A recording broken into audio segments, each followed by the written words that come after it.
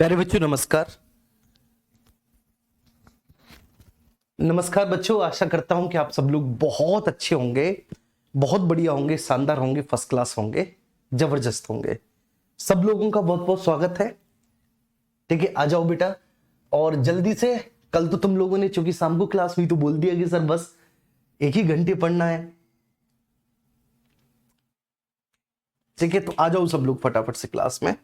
हम लोग class start करने जा रहे हैं।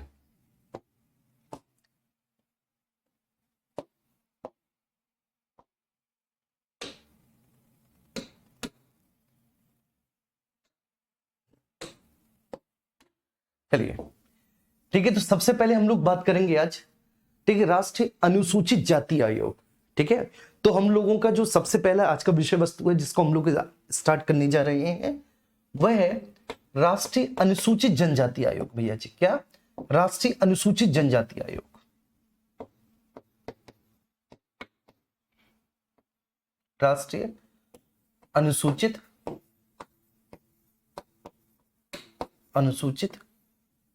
जनजाति अनुसूचित जनजाति, ठीक है ना, अनुसूचित जनजाति एवं जाति आयोग। जाति आयोग, ठीक है जी। तो राष्ट्रीय अनुसूचित जनजाति एवं जाति आयोग, राष्ट्रीय अनुसूचित जनजाति एवं जाति आयोग। तो सबसे पहले हम इसकी हिस्टोरिकल बैकग्राउंड मतलब ऐतिहासिक पृष्ठभूमि को समझ लेते हैं। भैया गेट बंद कर देते हैं, बहुत तेज हवा आ रही है आज। चलिए, ठीक है सर। तो सबसे पहले हम लोग क्या करते हैं भैया, सबसे पहले हम लोग इसकी हिस्टोरिकल बैकग्राउंड, इसकी ऐतिहासिक पृष्ठभूमि को समझ लेते हैं कि भाई इसकी ऐतिहासिक पृष्ठभूमि क्या है। राष्ट्रीय अनुसूचित जाति एवं जनजाति आयोग, जाति आयोग, ठीक है सर। तो वेरी फर्स्ट हम लोग इसकी ऐतिहासिक पृष्ठभूमि को देखते हैं।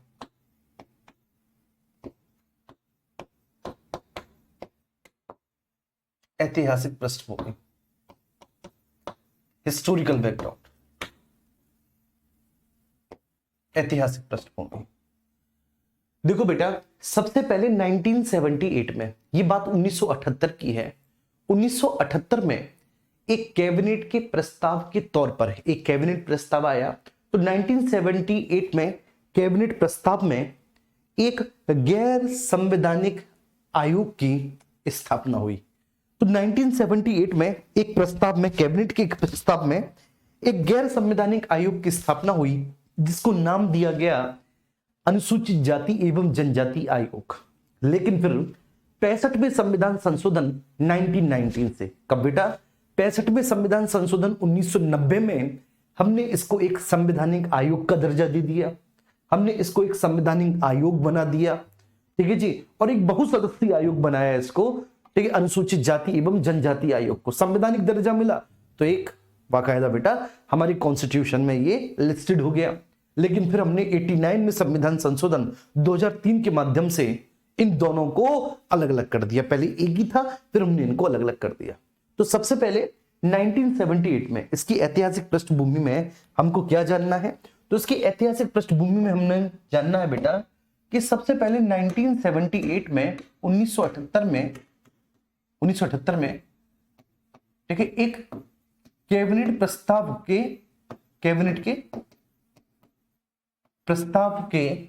1978 में कैबिनेट प्रस्ताव के रूप में, 1978 में कैबिनेट प्रस्ताव के रूप में, ठीक है सर।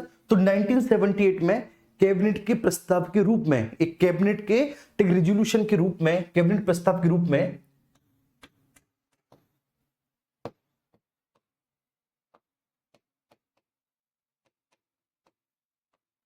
एक गैर संवैधानिक आयोग की, क्योंकि संविधान में कोई जिक्र नहीं है, अब संविधान में बेटा कोई जिक्र नहीं है तो उसको गैर संवैधानिक आयोग बोला गया। मैंने आपको बता दिया था, तो मेरे साथ साथ बोलो ना। 1978 में एक कैबिनेट प्रस्ताव के द्वारा या कैबिनेट प्रस्ताव के रूप में, ठीक है भैया जी, एक गैर संवैधानिक आयोग की स्थापना हुई। एक गैर संवैधानिक आयोग की स्थापना हुई। एक गैर संवैधानिक आयोग की स्थापना हुई। ठीक है जी, एक गैर संवैधानिक आयोग की स्थापना हुई। इसको नाम क्या दिया गया? इसको नाम दिया गया अनुसूचित जाति एवं जनजाति आयोग, है ना जी। तो भैया जिसको नाम दिया गया अनुसूचित जाति एवं जनजाति आयोग, अनुसूचित जाति एवं जनजाति आयोग, एवं जनजाति आयोग।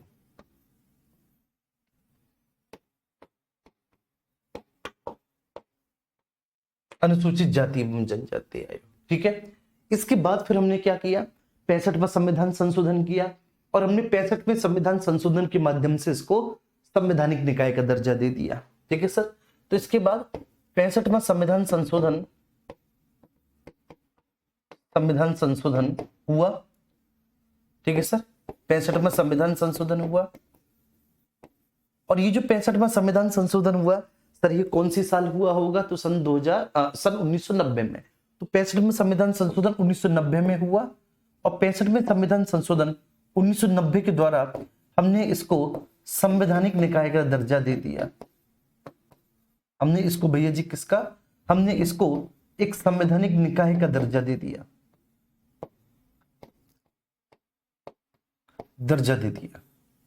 ठीक है, ध्यान रखना। तो इस 65वें संविधान संशोधन 1990 के द्वारा तब हमने इसको एक संवैधानिक निकाय का दर्जा दे दिया, ठीक है ना, संवैधानिक निकाय। लेकिन ये हमने एक बहुसदस्यीय आयोग बनाया था।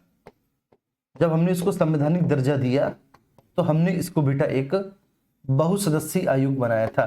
ठीक है, नाम इसका क्या था? नाम यही था, नाम ये था बेटा इसका राष्ट्रीय अनुसूचित जनजाति एवं जाति आयोग, एक ही नाम था इसका। ठीक है, 65वें संविधान संशोधन में इसका नाम क्या था साहब? इसका नाम था राष्ट्रीय अनुसूचित जाति एवं जनजाति आयोग, अनुसूचित जाति एवं जनजाति आयोग,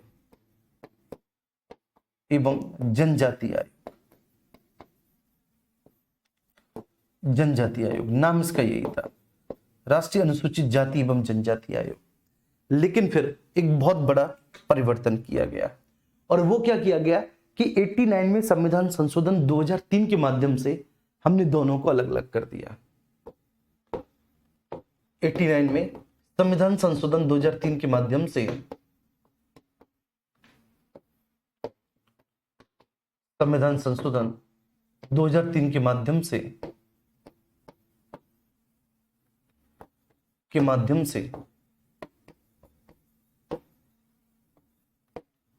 से हमने बेटा राष्ट्रीय अनुसूचित जाति,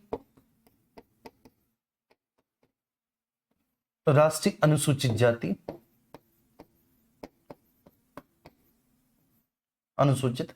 जाति एवं राष्ट्रीय अनुसूचित जनजाति,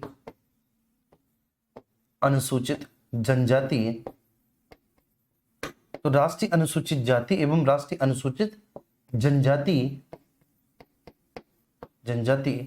दोनों आयोगों को अलग अलग कर दिया। ठीक है, दोनों आयोगों को पृथक कर दिया, दोनों आयोगों को पृथक कर दिया,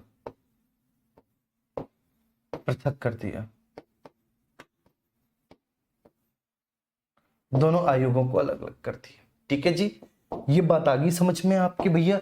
तो हमने दोनों आयोगों को अलग अलग कर दिया, राष्ट्रीय अनुसूचित जाति आयोग और राष्ट्रीय अनुसूचित जनजाति आयोग, अलग अलग कर दिया दोनों को। ठीक है जी, अब हम क्या लिखते हैं? अब हम यहां पर आगे चलते हैं। एक तरफ लिखते हैं हम राष्ट्रीय अनुसूचित जाति आयोग, और दूसरी तरफ लिखते हैं बेटा राष्ट्रीय अनुसूचित जनजाति आयोग। तो यहां पर लिखा हमने राष्ट्रीय अनुसूचित जाति आयोग,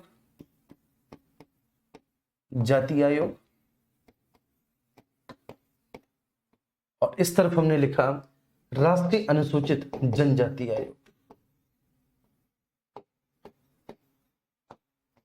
राष्ट्रीय अनुसूचित जनजाति आयोग,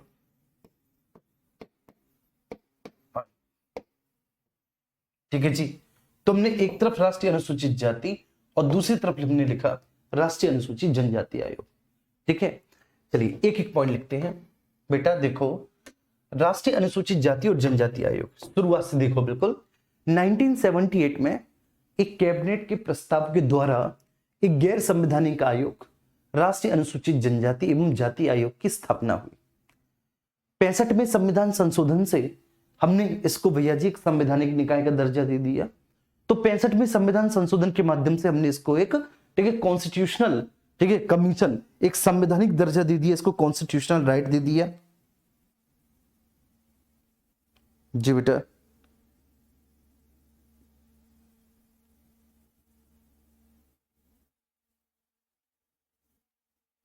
ठीक है। तो सर हमने इसको एक संवैधानिक आयोग का दर्जा दे दिया।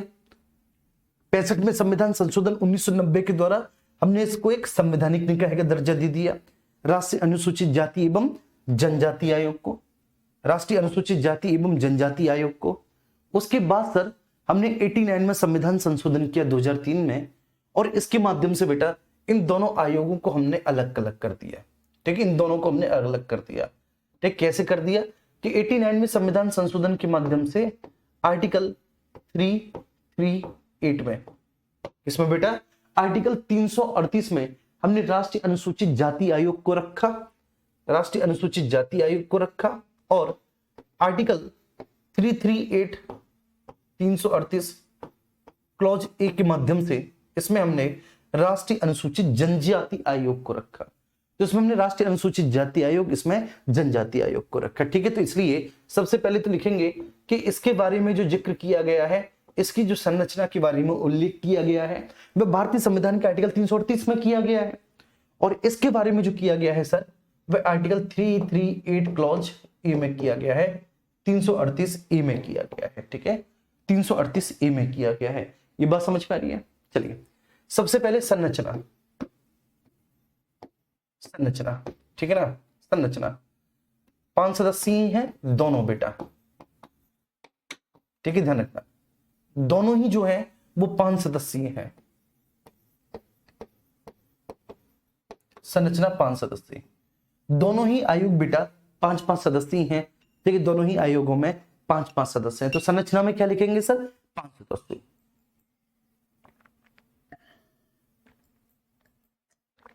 चलिए ठीक है, इसके बाद नियुक्ति किसके द्वारा होती है बेटा? राष्ट्रपति के द्वारा। सेकंड पॉइंट, नियुक्ति राष्ट्रपति के द्वारा। ठीक है भैया जी, लो लिख लिया, नियुक्ति राष्ट्रपति द्वारा, राष्ट्रपति द्वारा, नियुक्ति राष्ट्रपति द्वारा।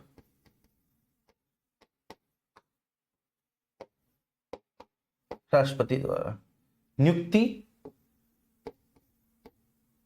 राष्ट्रपति के द्वारा। तो सब नियुक्ति किसके द्वारा होती है? नियुक्ति होती है भैया जी राष्ट्रपति के द्वारा। ठीक है, वाइस प्रेसिडेंट, राष्ट्रपति द्वारा। इसके बाद एक अध्यक्ष, एक अध्यक्ष। ठीक है सब, अब संरचना कैसी होगी भैया जी? तो संरचना में एक अध्यक्ष होगा।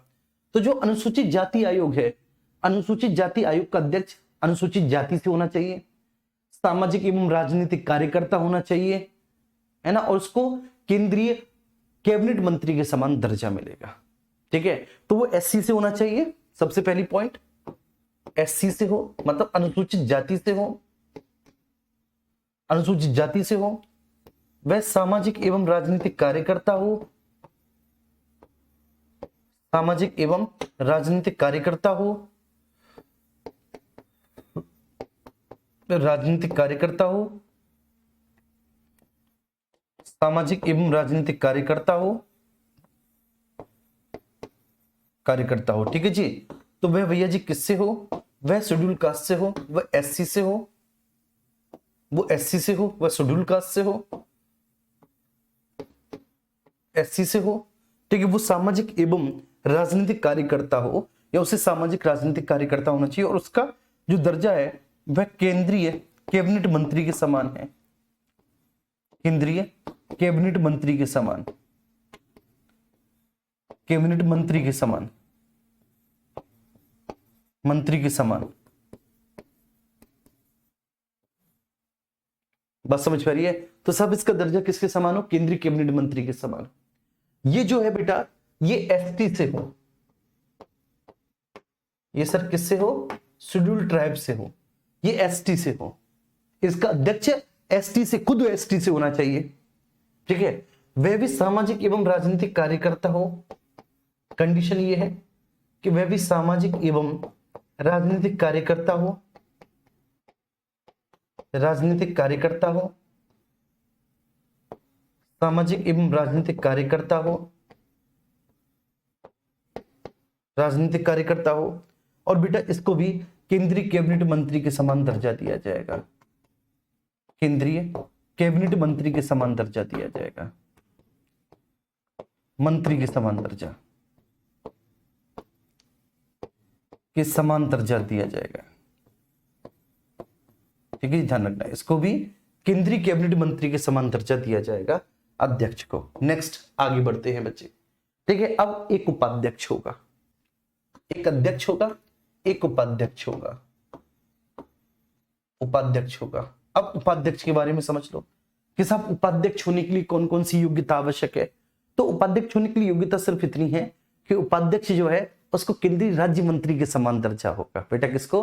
उपाध्यक्ष को केंद्रीय राज्य मंत्री के समान दर्जा, उपाध्यक्ष को किसके? केंद्रीय राज्य मंत्री के समान दर्जा। तो उपाध्यक्ष को केंद्रीय राज्य मंत्री के समान दर्जा होगा, केंद्रीय राज्य मंत्री के समान दर्जा होगा, राज्य मंत्री के समान दर्जा, केंद्रीय राज्य मंत्री के समान दर्जा, समान दर्जा, ठीक है। उपाध्यक्ष को केंद्रीय राज्य मंत्री के समान दर्जा, इसके भी उपाध्यक्ष को जो एसटी आयोग है केंद्रीय राज्य मंत्री के समान दर्जा,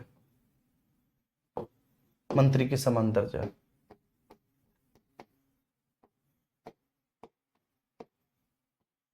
ठीक है, ध्यान रखना। तो सर उपाध्यक्ष को केंद्रीय राज्य मंत्री के समान दर्जा, ठीक है, इसके भी उपाध्यक्ष को केंद्रीय राज्य मंत्री के समान दर्जा और उसके भी उपाध्यक्ष को केंद्रीय राज्य मंत्री के समान दर्जा दिया जाएगा। अब इसके बाद दोनों ही आयोगों में 3 सदस्य होंगे भैया जी, ठीक है, एक अध्यक्ष हो गया, एक उपाध्यक्ष हो गया, 3 सदस्य, तभी तो हुआ 5 सदस्य, तभी तो हुआ 5 सदस्य भैया जी। अब 3 होंगे सदस्य, अब जो 3 सदस्य होंगे सदस्यों को सचिव के समान दर्जा मिलेगा, सदस्यों को भैया जी किसके? सचिव के समान दर्जा मिलेगा, सचिव के समान दर्जा सदस्यों को, ये ध्यान रखना है। तो जो सदस्य होंगे सदस्य को बेटा सचिव के समान दर्जा मिलेगा, सचिव के समान दर्जा,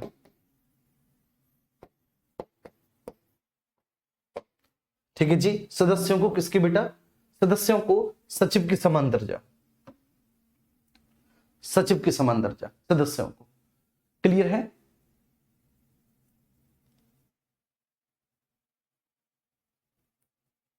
बहुत अच्छे, ठीक है सर। अच्छा कार्यकाल पर चलते हैं बेटा। हाँ एक और कंडीशन है, इसमें से सदस्य और उपाध्यक्ष में से, मतलब 4 लोगों में से, तो सचिव और उपाध्यक्ष में से, यहां पर भी सचिव और उपाध्यक्ष में से मिनिमम 2 लोग एससी से हों, न्यूनतम 2 लोग एससी से, ध्यान रखना, न्यूनतम 2 लोग एससी से हों,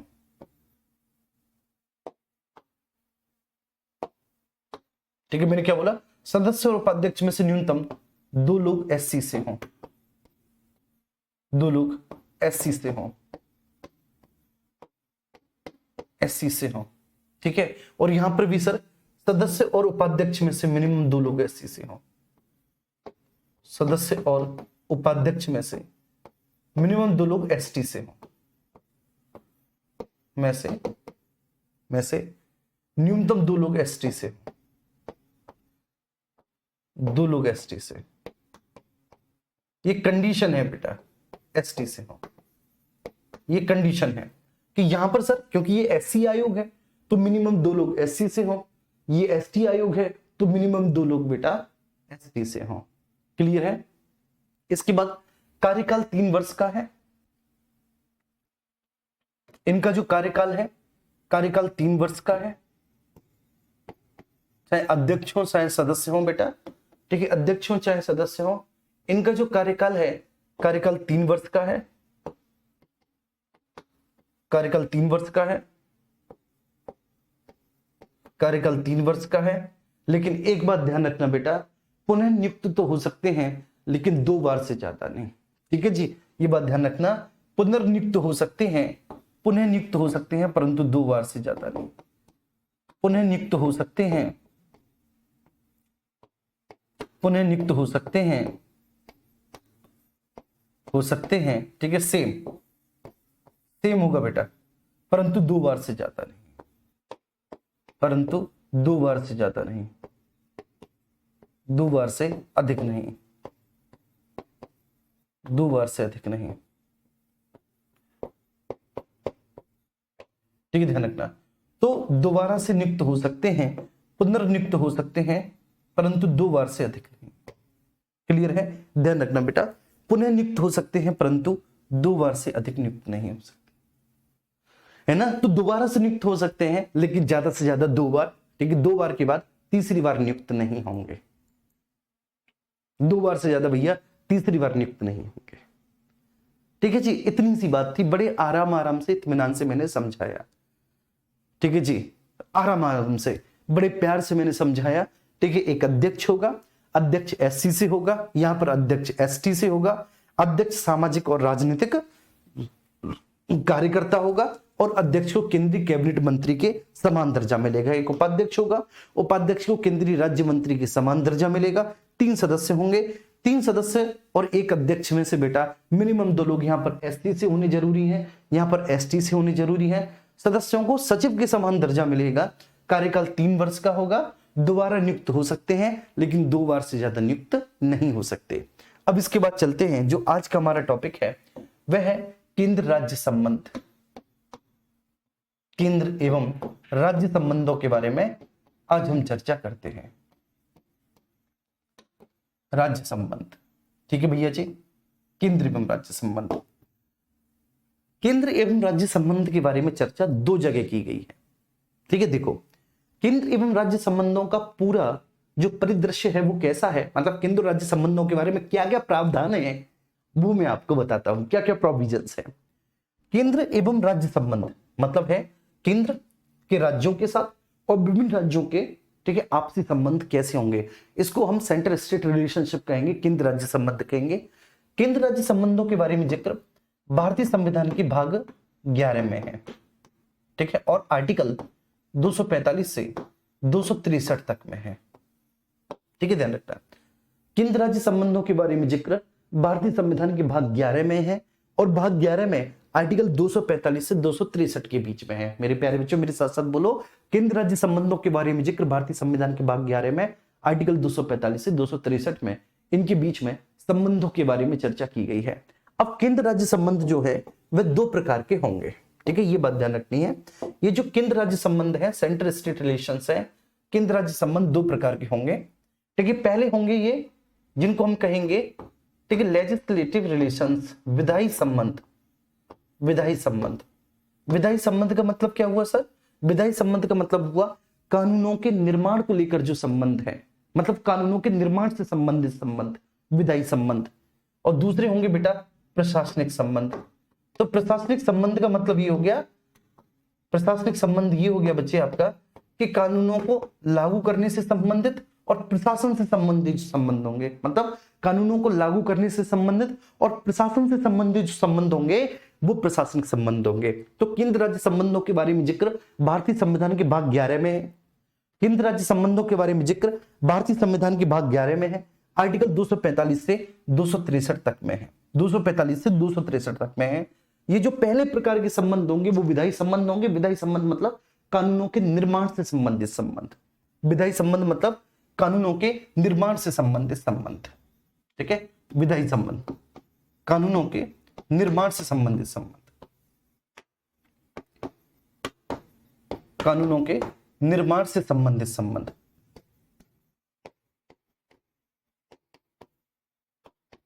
संबंधित संबंध, विधायी संबंध। ठीक है, इनके बारे में जिक्र आर्टिकल 245 से 255 में किया गया है। 245 से 255 में मतलब कानूनों के निर्माण से संबंधित संबंध इनके बारे में जिक्र भारतीय संविधान के आर्टिकल 245 से 255 में किया गया है।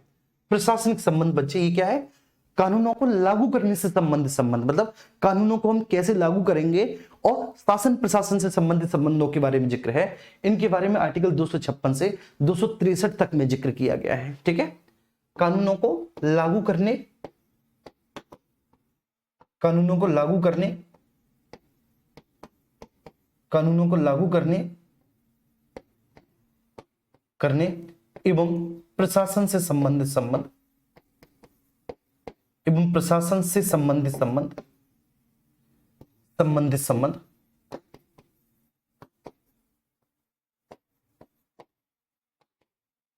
संबंधित संबंध, इनके बारे में जिक्र आर्टिकल 256 से 263 के बीच में किया गया है। 256 से 263। ठीक है, कानूनों को लागू करने एवं प्रशासन से संबंधित संबंध। ठीक है जी, 256 से 263 के बारे में, ठीक है, इनके बारे में जिक्र किया गया है। चलिए, इसके अलावा ठीक है, अब हम सबसे पहले चलेंगे विधायी संबंधों पे, मतलब कानूनों के निर्माण से संबंधित संबंध है विधायी संबंध।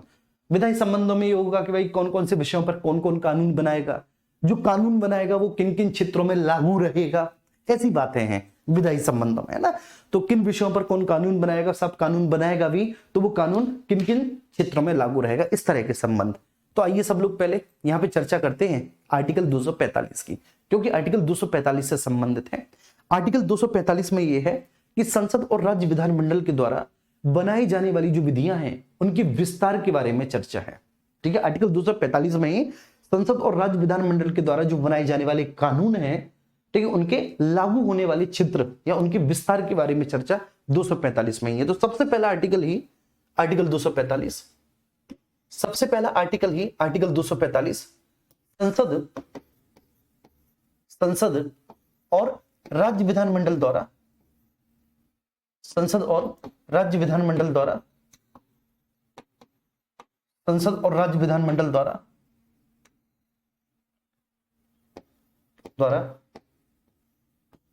बनाए जाने वाली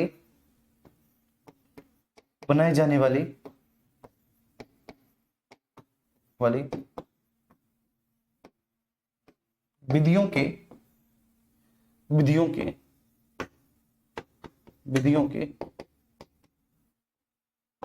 विस्तार के बारे में चर्चा करता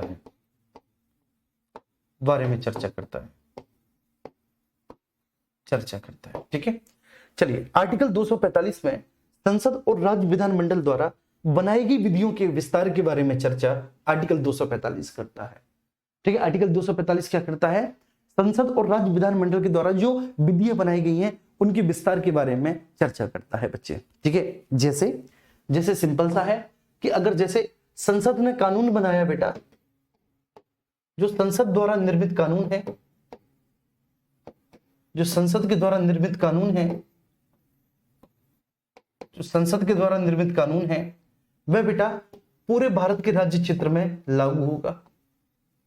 ठीक है, संपूर्ण भारत में, तो भारत के राज्य क्षेत्र में लागू होगा, संपूर्ण भारत के राज्य क्षेत्र में लागू होगा,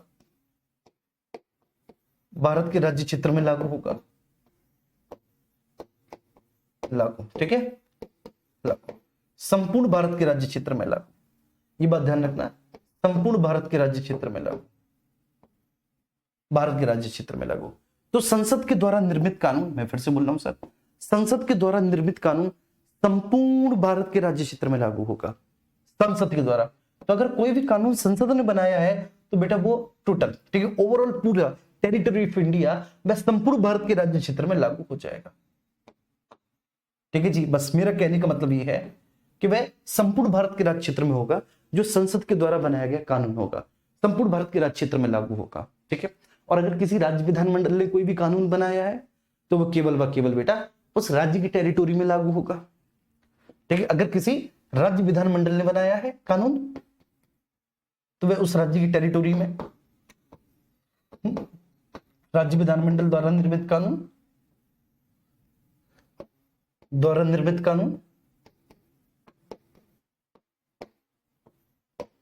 कानून, ठीक है, केवल उसी राज्य की टेरिटरी में लागू होगा, केवल उसी राज्य की टेरिटरी में लागू होगा, उसी राज्य की टेरिटरी में लागू होगा,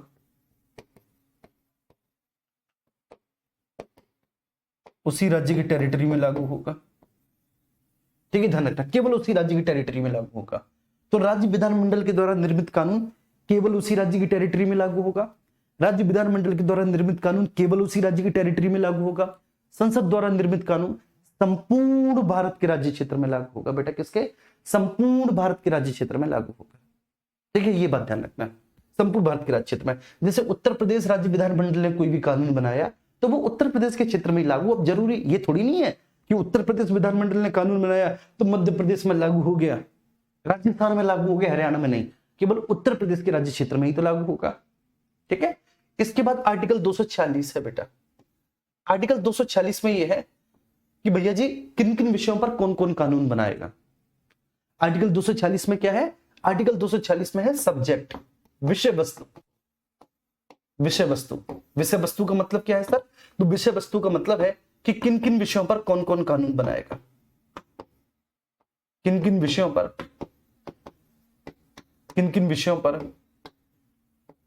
पर कौन कौन कानून बनाएगा, कौन कौन कानून बनाएगा।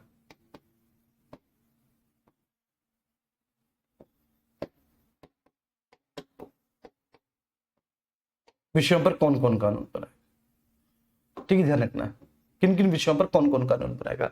तो आर्टिकल 246 में ठीक है उस विषय वस्तु के बारे में चर्चा की गई है कि भैया जी किन किन विषयों पर आखिर कौन कौन कानून बनाएगा। तो आप सब लोग जानते हैं, संघ सूची के विषयों पर संसद कानून बनाएगी, राज्य सूची के विषयों पर राज्य का विधानमंडल कानून बनाएगा, समवर्ती सूची के विषयों पर दोनों कानून बनाते हैं, लेकिन संसद के द्वारा बनाया गया कानून ही मान्य होगा अगर संसद और राज्य विधानमंडल दोनों ने कानून बनाए हैं।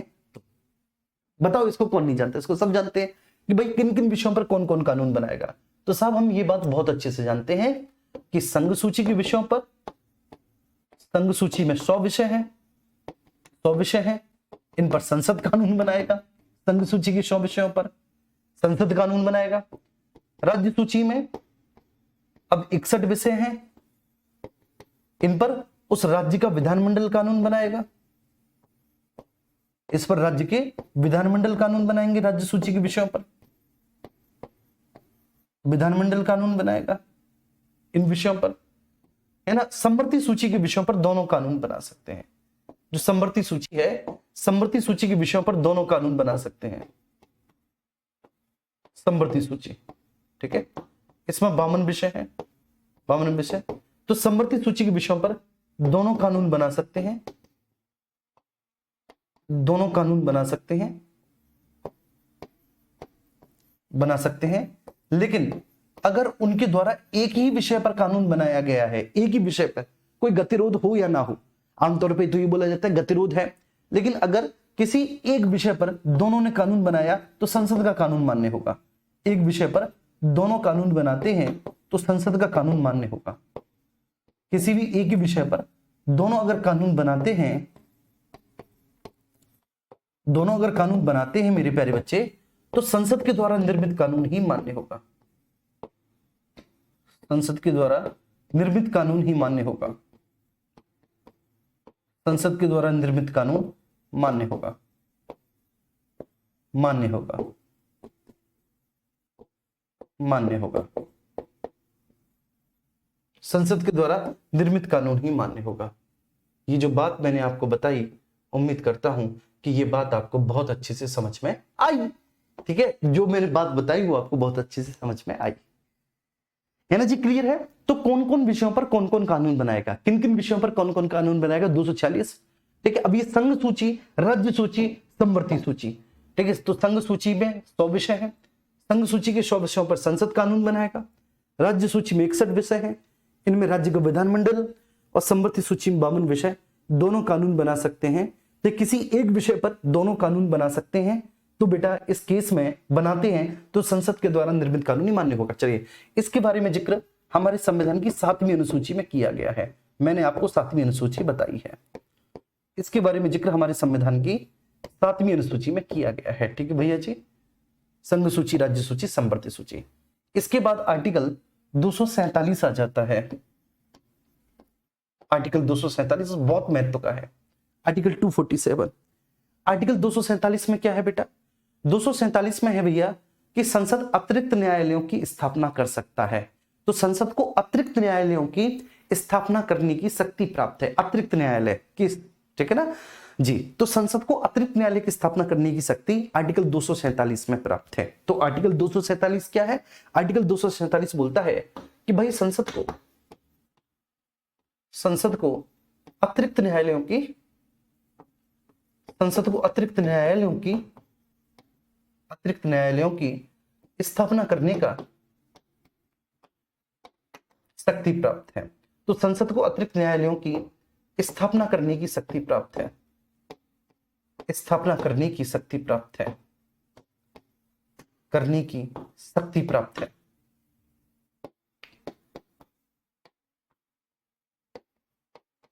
शक्ति प्राप्त है, ठीक है, ध्यान रखना जी। मैंने क्या बोला कि संसद को अतिरिक्त न्यायालयों की स्थापना करने की शक्ति प्राप्त है, आर्टिकल 247 में। फिर से बोल रहा हूं, आर्टिकल 247 संसद को अतिरिक्त न्यायालयों की स्थापना करने की शक्ति प्राप्त है। अब इसके बाद हम चलते हैं आर्टिकल 248, आर्टिकल 248, आर्टिकल 248। आर्टिकल 248 कहता है कि जो अपशिष्ट विषय होते हैं, अब ये अपशिष्ट विषय कौन से होते हैं मैं पहले भी बता चुका हूं। अपशिष्ट विषय का मतलब है कि जिनका जिक्र ना तो संघ सूची में है, ना ही राज्य सूची में है, ना ही समवर्ती सूची में है।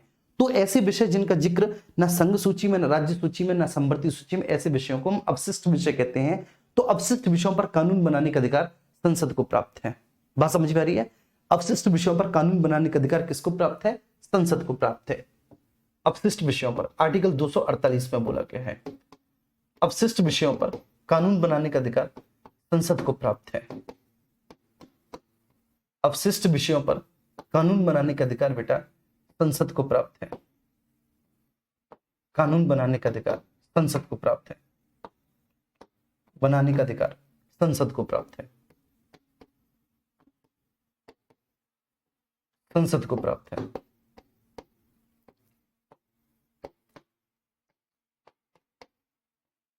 संसद को प्राप्त है, ठीक है जी, ध्यान रखना है। तो आर्टिकल 248 में है कि सब अपशिष्ट विषयों पर कानून बनाने का अधिकार संसद। अब अपशिष्ट विषय कौन से होते हैं बेटा? तो अपशिष्ट विषय जिनका जिक्र ना संघ सूची में, ना राज्य सूची में, ना समवर्ती सूची में। मैं हर बार बताता हुआ आया हूं कि जैसे जब हमारा संविधान बना था तो तब थोड़ी ना इंटरनेट था, ठीक है। तब जब इंटरनेट नहीं था तो साइबर लॉ नहीं थे, साइबर क्राइम नहीं होते थे, ये सारी बात।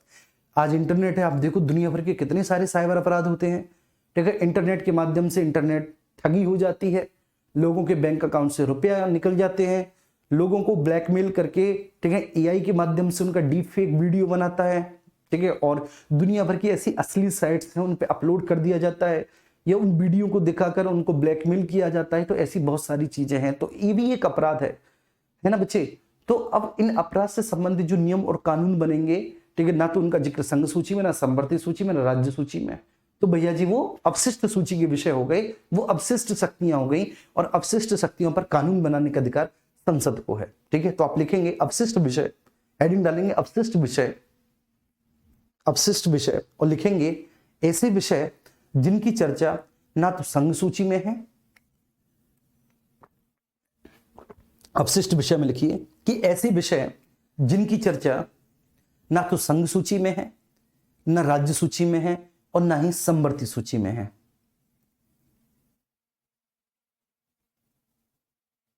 ठीक है। अपशिष्ट विषय, तो ऐसे विषय जिनकी चर्चा बेटा ना तो संघ सूची में, ना राज्य सूची में, ना समवर्ती सूची में, अपशिष्ट विषय उनको कहते हैं, और अपशिष्ट विषयों पर कानून बनाने का अधिकार संसद को है, ठीक है बेटा। अच्छा, ये हमने जो लिया है ना कि अपशिष्ट विषयों पर या अपशिष्ट शक्तियों का केंद्र में निहित होना, या अपशिष्ट विषयों पर संसद कानून बनाएगा, ये हमने कनाडा के संविधान से लिया है, याद आ गया। तो अपशिष्ट शक्तियों का केंद्र में निहित होना ये हमने कहां से लिया है? कनाडा के संविधान से। तो अपशिष्ट शक्तियों का केंद्र में निहित होना बेटा ये हमने कहां से लिया है? कनाडा के संविधान से लिया है, अपशिष्ट शक्तियों का केंद्र में निहित होना, ठीक है। तो अपशिष्ट विषय क्या है? अपशिष्ट विषय है कि जिन विषयों का उल्लेख, मैं लिख देता हूं, जिन विषयों का उल्लेख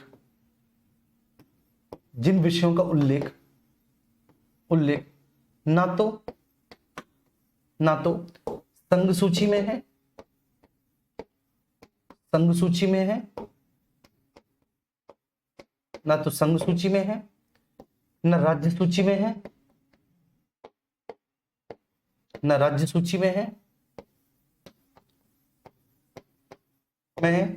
ना समवर्ती सूची में है, ना समवर्ती सूची में है।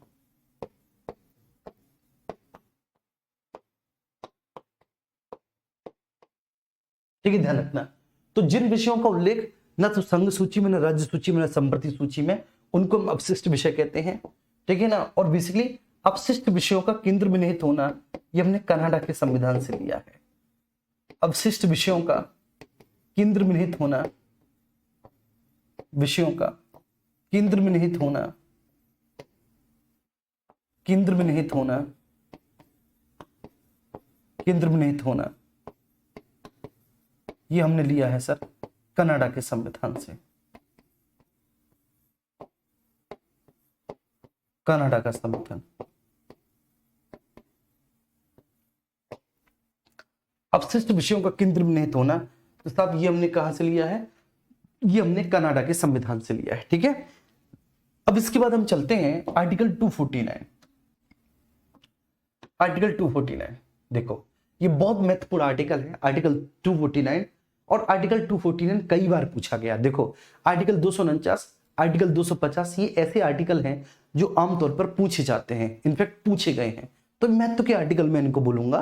ठीक है। आर्टिकल 249 क्या है? आर्टिकल 249 बोलता है बच्चे कि राज्य सूची का कोई भी विषय है, राज्य सूची का कोई विषय है। ठीक है बेटा। तो कोई राज्य सूची का विषय है, विषय है, और राज्यसभा इस विषय को राष्ट्र महत्व का घोषित कर दे। राज्यसभा, ठीक है बेटा, इस विषय को राष्ट्र महत्व का घोषित कर दे कि भाई ये विषय तो राष्ट्र महत्व का है। तो राज्यसभा इस विषय को राष्ट्र महत्व का घोषित कर दे, राष्ट्र महत्व का घोषित कर दे, घोषित कर दे। मैंने क्या बोला?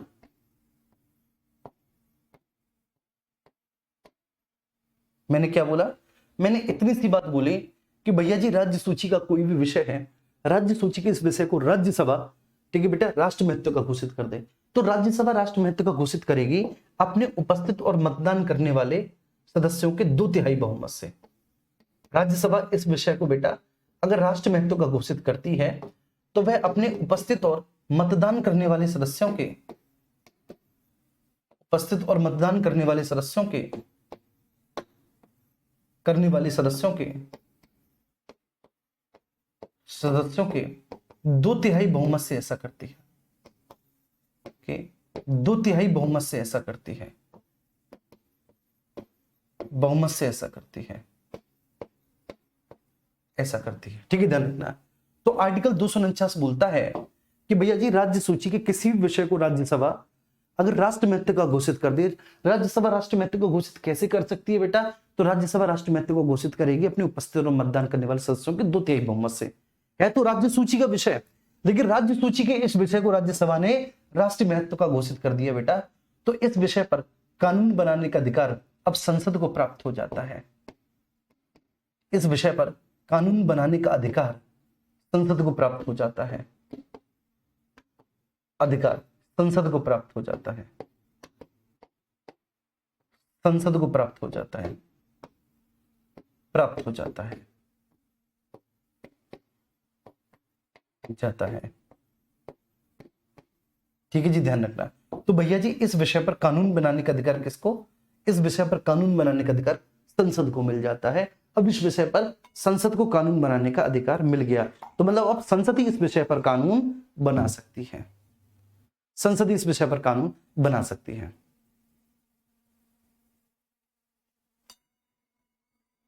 ठीक है। इसके बाद आर्टिकल 250 बहुत बार पूछा गया। आर्टिकल 250, आर्टिकल 250 कहता है कि किसी भी प्रकार का आपातकाल लागू हो तो आपातकाल के दौरान राज्य सूची के विषयों पर संसद कानून बना सकती है।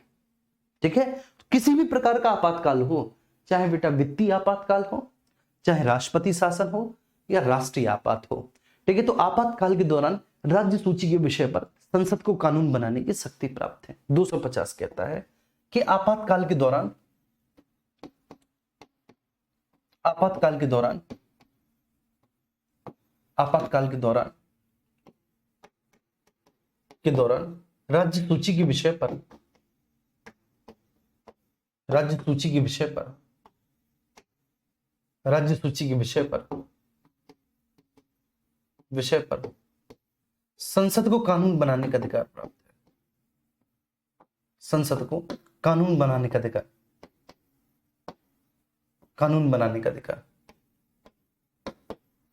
बनाने का अधिकार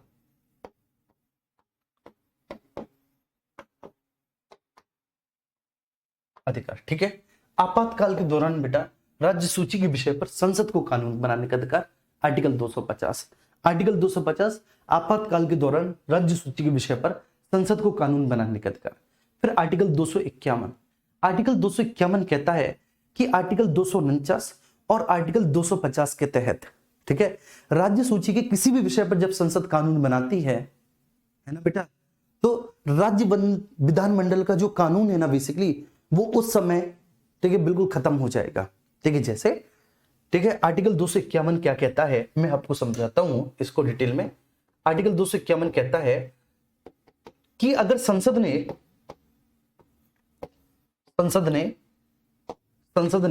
राज्य सूची के किसी भी विषय पर बेटा कानून बनाया, तो संसद ने राज्य सूची के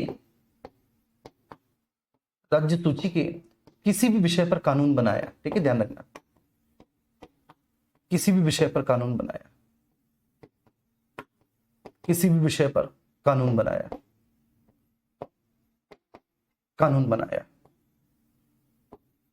ठीक है, ध्यान रखना, संसद ने राज्य सूची के किसी भी विषय पर कानून बनाया। तो अगर संसद ने राज्य सूची के बेटा किसी भी विषय पर कानून बनाया, या तो आर्टिकल 249 के तहत बनाया या आर्टिकल 250 के तहत बनाया, तो संसद ने राज्य सूची के किसी भी विषय पर कानून, ठीक है, या तो आर्टिकल 249 या फिर आर्टिकल 250 के तहत बनाया। मैं फिर से बोल रहा हूं, संसद ने राज्य सूची के किसी भी विषय पर कानून, ठीक है, संसद ने राज्य सूची के किसी भी विषय पर कानून या तो आर्टिकल 249 के तहत बनाया या फिर बेटा आर्टिकल 250 के तहत बनाया। जी ये बात ध्यान रखना। तो संसद ने राज्य सूची के किसी भी विषय पर कानून या तो आर्टिकल 249 के तहत बनाया या फिर बेटा आर्टिकल 250 के तहत बनाया। संसद ने राज्य सूची किसी भी विषय पर कानून बनाया। ठीक है बच्चे, तो इस विषय पर यदि राज्य विधानमंडल का पहले से कोई कानून बना हुआ है, जिस भी विषय पर संसद ने, ठीक है ना, कानून बनाया, तो इस विषय पर बेटा राज्य विधानमंडल के द्वारा बनाया गया कानून जो पहले से बनाया गया है वह लागू नहीं होगा। ठीक है, तो उस विषय पर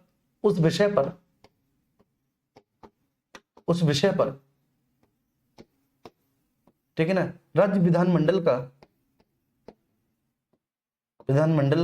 के द्वारा निर्मित कानून लागू नहीं होगा। तो उस विषय पर राज्य विधानमंडल के द्वारा निर्मित कानून बेटा लागू नहीं होगा। ठीक है, उस विषय पर बेटा राज्य विधानमंडल के द्वारा निर्मित कानून लागू नहीं होगा। निर्मित कानून लागू नहीं होगा। लागू नहीं होगा। लागू नहीं होगा।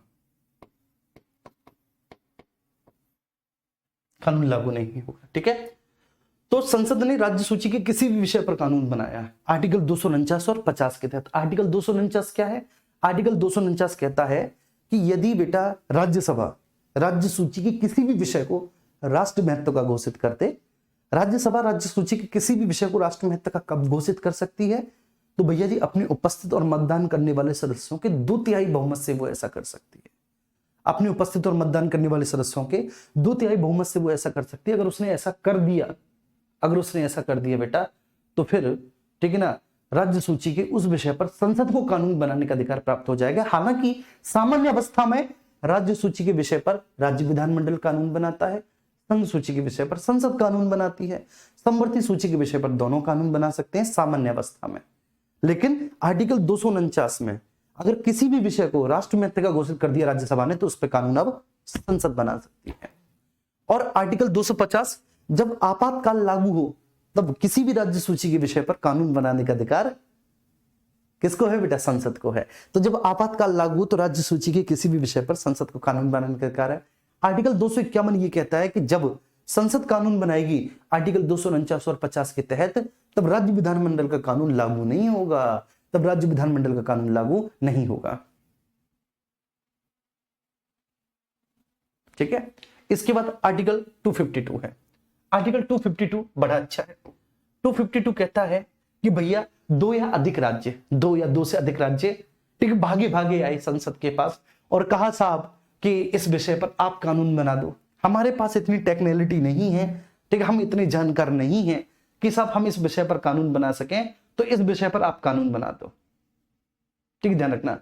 तो भागे भागे आए और बोलने लगे भैया दो या अधिक राज्यों ने मांग की, ये बात समझना, आर्टिकल 252, तो दो या अधिक राज्यों ने मांग की और वो लगातार मांग कर रहे हैं कि साहब इस विषय पर आप कानून बना दीजिए। ठीक है, ये एक विषय है जिस पे आप कानून बना दो। ठीक है, तो ऐसी स्थिति में संसद राज्य सूची के विषय पर कानून बना सकती है। ठीक है, तो दो या अधिक राज्यों के अनुरोध पर संसद के द्वारा कानून बनाना, लेकिन वो अनुरोध करें तब। दो या अधिक राज्यों के अनुरोध पर संसद के द्वारा कानून बनाना, दो या अधिक राज्यों के अनुरोध पर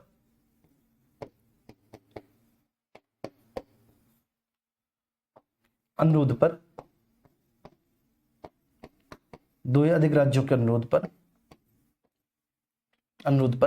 संसद द्वारा कानून बनाना।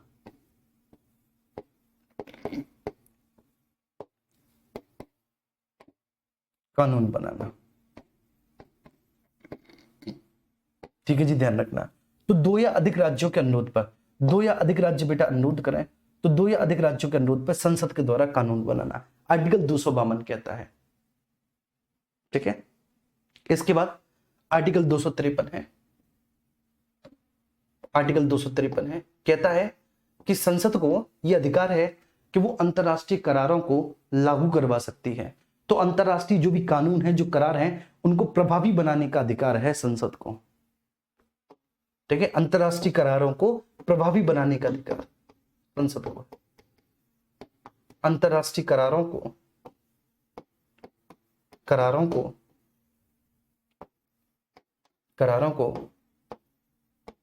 ठीक है प्रभावी करने का अधिकार, अंतरराष्ट्रीय करारों को प्रभावी करने का अधिकार है संसद। प्रभावी करने का अधिकार संसद को प्राप्त है, संसद को प्राप्त है।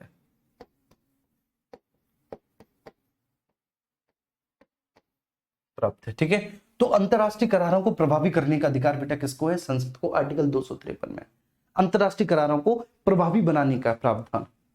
ठीक है, कोई भी अंतरराष्ट्रीय करार है, जैसे मान के चलिए रियो सम्मेलन में जलवायु परिवर्तन पर कोई एक कॉन्फ्रेंस हुआ है ना, उसमें कुछ निर्णय लिए गए और बोला गया कि प्रत्येक देश जो है इन निर्णयों को अपने यहां लागू कर पाएगा। कोई भी रियो सम्मेलन हुआ, वटेवर, कुछ भी, रियो सम्मेलन हुआ या स्टॉकहोम सम्मेलन हुआ या फिर कोई भी ऐसा सम्मेलन हुआ, ठीक है, जो बेसिकली जलवायु परिवर्तन पर हुआ, और उस सम्मेलन में इस चीज को कहा गया कि भाई ऐसा ऐसा करेंगे कि CO2 का उत्सर्जन कम करेंगे, एक लिमिट सेट करेंगे, इंडस्ट्रीज को बोल देंगे ऐसा करके कुछ भी, और उसमें बोला गया कि प्रत्येक देश अपने यहाँ एक कानून बनाएगा। तो ये अंतरराष्ट्रीय करार है, तो संसद बेटा ऐसे अंतरराष्ट्रीय करार को कानून बनाकर प्रभावी बना सकती है। ये संसद को पूरा अधिकार है और यह अधिकार आर्टिकल 253 में दिया गया है।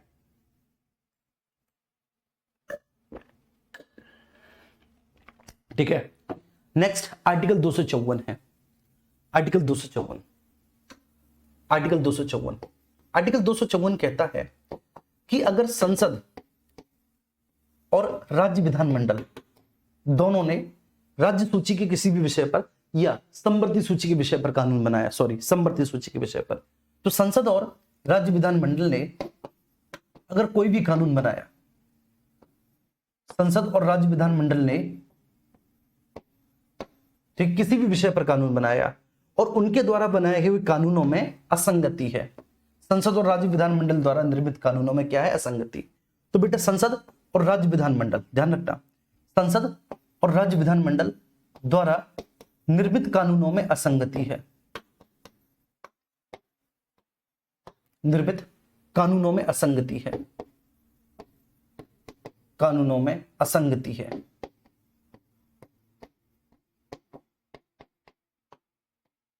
असंगति है, ठीक है बेटा। तो संसद और राज्य विधानमंडल के द्वारा निर्मित कानूनों में अगर असंगति है तो ऐसी स्थिति में संसद के द्वारा निर्मित कानून ही मान्य होगा। तो ऐसी स्थिति में संसद के द्वारा निर्मित कानून ही मान्य होगा।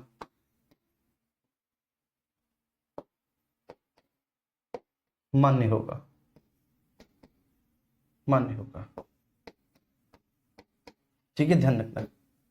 अगर संसद और राज्य विधानमंडल के द्वारा निर्मित कानूनों में असंगति है तो बेटा ऐसी स्थिति में जो संसद के द्वारा निर्मित कानून है वही मान्य होगा, ठीक है, क्लियर है, मान्य होगा, वही मान्य होगा। ये आर्टिकल 254 कहता है कि भाई संसद और राज्य विधानमंडल के द्वारा निर्मित कानूनों में किसी भी तरह का कोई भेदभाव है, ठीक है, कोई असंगति है, तो फिर जो संसद के द्वारा निर्मित कानून है सब वो ही मान्य होगा, ठीक है, इसमें कोई दो राय नहीं है, ठीक है जी। इसके बाद ठीक है हम चलते हैं, ठीक है, most and most important article की तरफ, जो है आर्टिकल 263। और आर्टिकल 263 में ठीक है इंटर स्टेट काउंसिल मतलब अंतरराज्यीय परिषद के बारे में प्रावधान है, ठीक है, आर्टिकल 263, और इसमें है अंतरराज्यीय परिषद, ठीक है।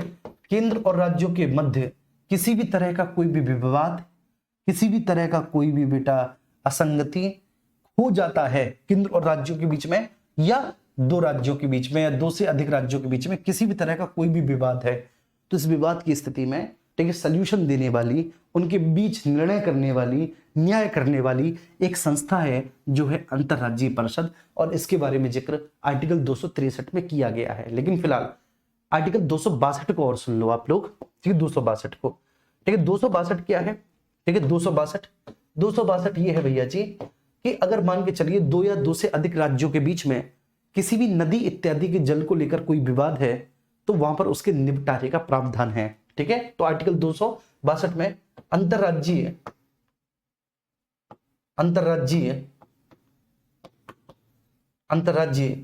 नदी इत्यादि के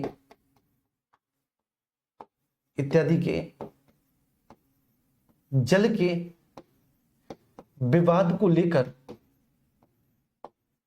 के विवाद को लेकर ठीक है, अंतरराज्यीय नदी इत्यादि के जल के विवाद को लेकर कोई गतिरोध है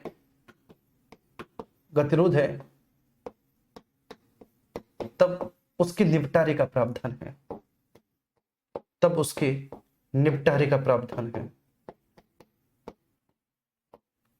प्रावधान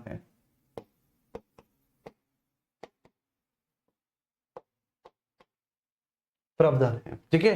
तो अंतरराज्यीय नदी इत्यादि के जल के विवाद को लेकर बेटा कोई भी गतिरोध है, अंतरराज्यीय नदी इत्यादि के जल के विवाद को लेकर किसी भी तरह का कोई डिस्प्यूट है, कोई गतिरोध है, तब उसके निपटारे का प्रावधान है आर्टिकल 262 में। आर्टिकल 263 में है अंतरराज्यीय परिषद। अंतरराज्यीय परिषद क्या है? अंतरराज्यीय परिषद एक ऐसी संस्था है जो राज्यों के मध्य बेटा विवादों का निपटारा करती है, ठीक है, मेरे साथ साथ बोलेंगे। अंतरराज्यीय परिषद क्या है? अंतरराज्यीय परिषद बेटा एक ऐसी संस्था है जो राज्यों के मध्य विवादों का निपटारा करती है, ठीक है। किसी भी प्रकार का कोई भी ठीक है ना विवाद हो, केंद्र और राज्य के बीच में हो या राज्यों के बीच में हो बेटा, तो उसका निपटारा अंतरराज्यीय परिषद करेगी। अभी जो अंतरराज्यीय परिषद है मेरे प्यारे बच्चे, इसके अध्यक्ष प्रधानमंत्री होते हैं, सदस्य इसके सभी राज्यों के मुख्यमंत्री प्लस 6 कैबिनेट मंत्री होते हैं। बात समझ पा रही है? जो सरकारीय आयोग था 1988, सरकारीय आयोग 1988 की सिफारिशों के आधार पर इसका गठन किया गया। इसकी एक स्थायी समिति भी होती है जिसका अध्यक्ष गृह मंत्री होता है प्लस 8 राज्यों के मुख्यमंत्री होते हैं। क्लियर है? तो सरकारीय आयोग 1988 की सिफारिशों के आधार पर इसका गठन किया गया। मैं एक एक पॉइंट लिख देता हूं, ठीक है सर। सरकारीय आयोग 1988, सरकारीय आयोग 1988 की सिफारिशों के आधार पर इसका गठन किया गया, ठीक है बच्चे, सिफारिशों के आधार पर इसका गठन किया गया। सिफारिशों के आधार पर इसका गठन किया गया, आधार पर इसका गठन किया गया।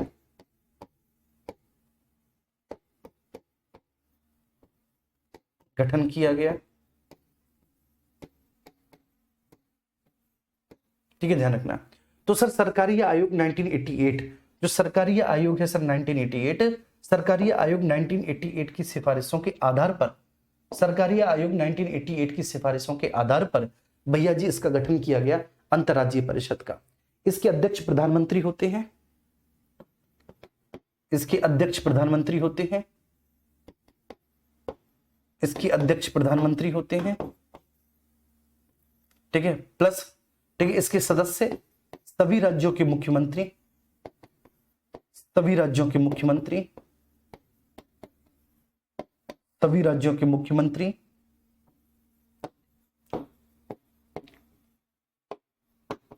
सभी राज्यों के मुख्यमंत्री, ठीक है, प्लस बेटा, ठीक है, जितने भी राज्य हैं, जितने भी राज्य हैं उन सारे के सारे राज्यों के मुख्यमंत्री तो होंगे ही होंगे, प्लस बेटा कैबिनेट मंत्री,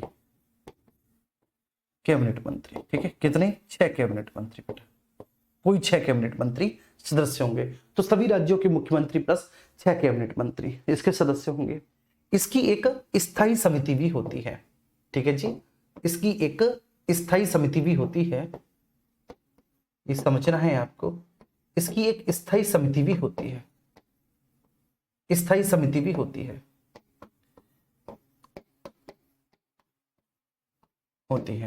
ना सर।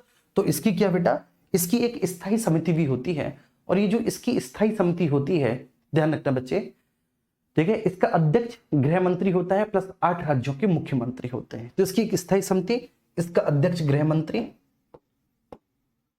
इसका अध्यक्ष गृह मंत्री प्लस 8 राज्यों के मुख्यमंत्री सदस्य होते हैं। अध्यक्ष गृह मंत्री और 8 राज्यों के मुख्यमंत्री इसके सदस्य होते हैं, 8 राज्यों के मुख्यमंत्री इसके सदस्य होते हैं, मुख्यमंत्री इसके सदस्य होते हैं, सदस्य होते हैं, सदस्य होते हैं,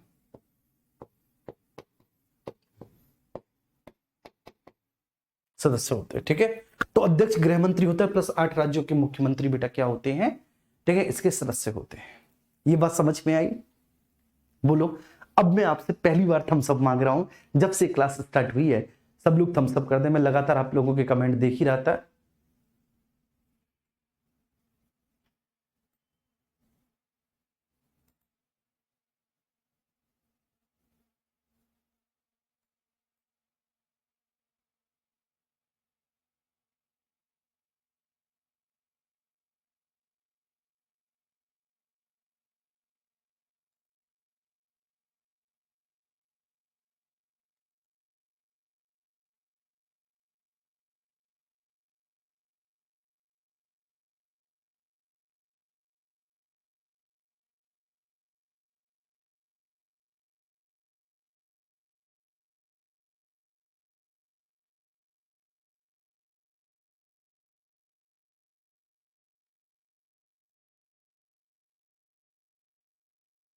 देखो, अगर क्लास में कोई टेक्निकल इश्यू हो जाता है बीच में, तो जब वो आपको क्लास रिकॉर्डेड फॉर्मेट में मिलेगी ना, तो वो बिल्कुल ठीक हो जाएगा टेक्निकल इश्यू, ठीक है, ध्यान रखना, वो बिल्कुल ठीक हो जाएगा, है ना भैया। एक बार मैं आपको रिकॉल कर देता हूं जो भी मैंने पूरा पढ़ाया अभी तक, ठीक है, जो भी मैंने बिल्कुल अभी तक पूरा पढ़ाया उसे मैं आज रिकॉल कर देता हूं अभी तक का।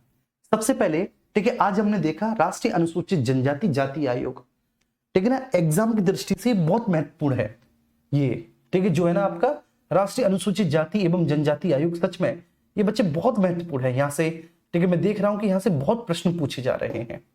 राष्ट्रीय अनुसूचित जाति एवं जनजाति आयोग, तो इसके बारे में मैंने इसकी पूरी कहानी बताई, ठीक है। सबसे पहले मैंने बताया कि राष्ट्रीय अनुसूचित जनजाति एवं जाति आयोग जो है,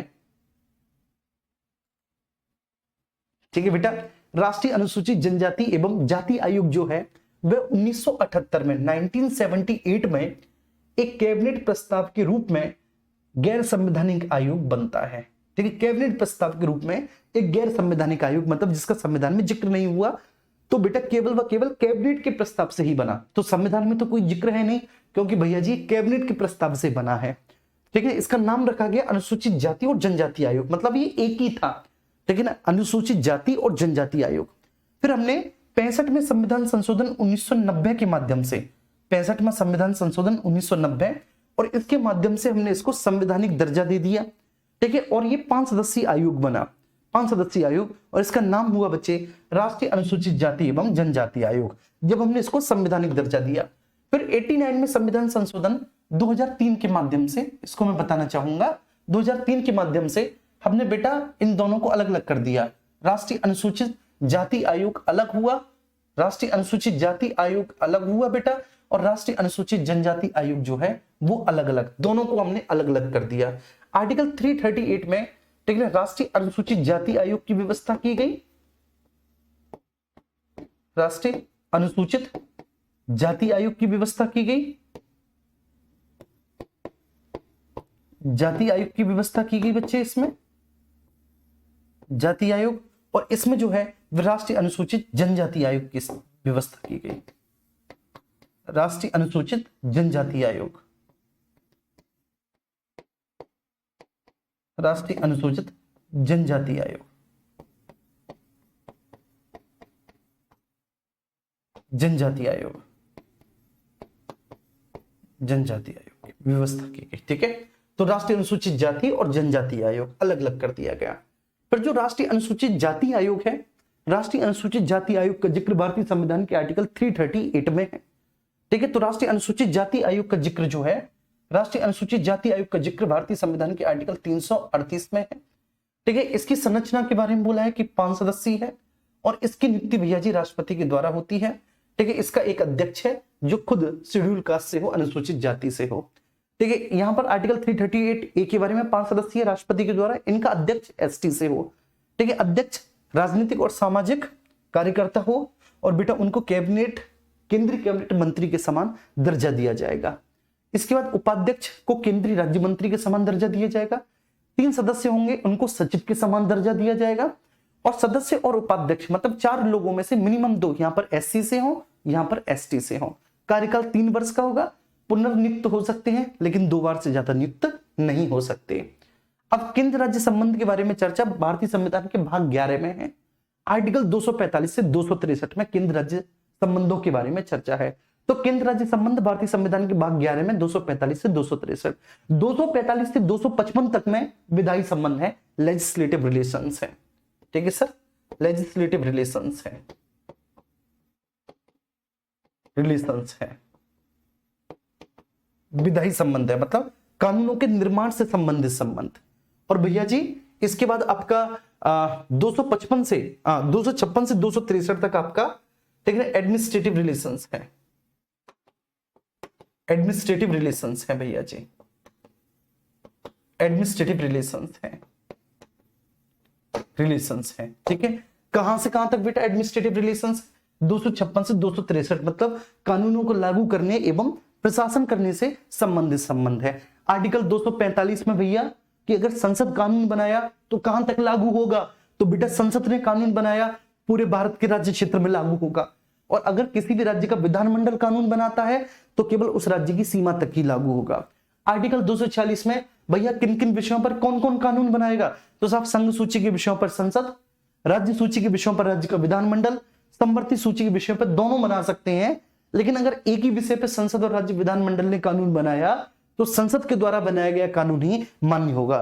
ठीक है, संसद के द्वारा बनाया गया कानून ही मान्य होगा। और इसके बारे में बेटा कि 7वीं अनुसूची में ही इसके बारे में जिक्र किया गया है कि संघ सूची, राज्य सूची और समवर्ती सूची क्या है। ठीक है, इसके बाद आर्टिकल 247, आर्टिकल 247 में संसद को कुछ अतिरिक्त न्यायालयों की स्थापना करने की शक्ति है। तो आर्टिकल 247 में संसद को बेटा कुछ अतिरिक्त न्यायालयों की स्थापना करने की शक्ति प्राप्त है। फिर आर्टिकल 248 आता है।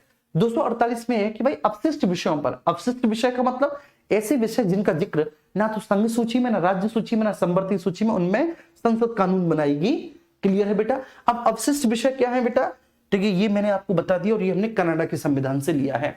आर्टिकल 249 बोलता है कि अगर राज्यसभा राज्य सूची के किसी भी विषय को राष्ट्र महत्व का घोषित कर दे तो उस पर संसद कानून बनाती है। ठीक है, ऐसा करने के लिए राज्यसभा को अपने उपस्थित और मतदान करने वाले सदस्यों के 2/3 बहुमत से सिग्नेचर करने पड़ते हैं। 250, जब कभी भी किसी भी प्रकार का आपातकाल लागू हो तब राज्य सूची के विषय पर संसद कानून बनाएगी। ठीक है, 251, अगर संसद ने राज्य सूची के किसी भी विषय पर कानून बनाया आर्टिकल 249 और 250 के प्रावधान के तहत, तो उस विषय पर राज्य विधानमंडल का कानून नहीं चलेगा, नहीं चलेगा, नहीं चलेगा। और आर्टिकल 252 में है कि 2 या अधिक राज्यों के अनुरोध पर संसद उनके लिए, उन बेचारे गरीबों के लिए कानून बना सकती है। आर्टिकल 253 में है कि संसद अंतरराष्ट्रीय करारों को प्रभावी बनाने के लिए भी कानून बना सकती है। और 254 में है बेटा कि अगर संसद और राज्य विधानमंडल के किसी भी कानून में कोई असंगति है, ऑब्वियस सी बात है वो कानून समवर्ती सूची के विषय पर ही बनेगा। तो अगर असंगति है तो संसद के द्वारा निर्मित कानून ही मान्य होगा। तो ये बताया गया है कि भैया जी, ठीक है, संसद के ऊपर, ठीक है ना, कोई नहीं है, राज्य विधानमंडल संसद से नीचे है और राज्य विधानमंडल के ऊपर संसद है। तो राज्य विधानमंडल के द्वारा बनाए गए किसी भी कानून को संसद ओवरलैप कर सकती है अगर वह कानून समवर्ती सूची के विषय पर तो है। ठीक है, आर्टिकल 263 अंतरराज्यीय परिषद, बहुत महत्व की अंतरराज्यीय परिषद पूछी जाती है बच्चे अंतरराज्यीय परिषद के बारे में। तो आर्टिकल 263 में अंतरराज्यीय परिषद है। अंतरराज्यीय परिषद का गठन सरकारीय आयोग 1988 की सिफारिशों के आधार पर किया। इसका अध्यक्ष प्रधानमंत्री होता है। इसके सदस्य सभी राज्यों के मुख्यमंत्री प्लस 6 कैबिनेट मंत्री होते हैं। ठीक है ना, अंतरराज्यीय नदी इत्यादि के जल के विवाद को लेकर यदि कोई भी गतिरोध है तो आर्टिकल 262 में उसके निपटारे का प्रावधान है। ठीक है, ध्यान रखना, अंतरराज्यीय परिषद के अंतर्गत एक स्थायी समिति जिसका अध्यक्ष गृह मंत्री प्लस 8 राज्यों के मुख्यमंत्री होते हैं।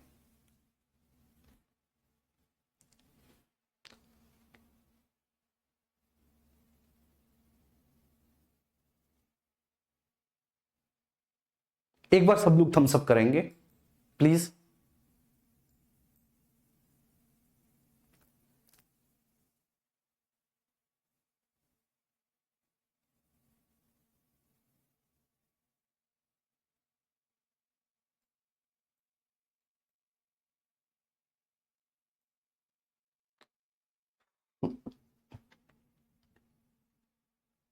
ठीक है, सब लोग अपने दोनों हाथों से एक बार थम्स अप करेंगे। ठीक है, थम्स अप करेंगे एक बार मेरे सारे बच्चे कि हाँ सर समझ में आ गया, दिमाग में ठीक बैठ गया, सीव हो गया जाके दिमाग में, बहुत अच्छे से समझ में आ गया।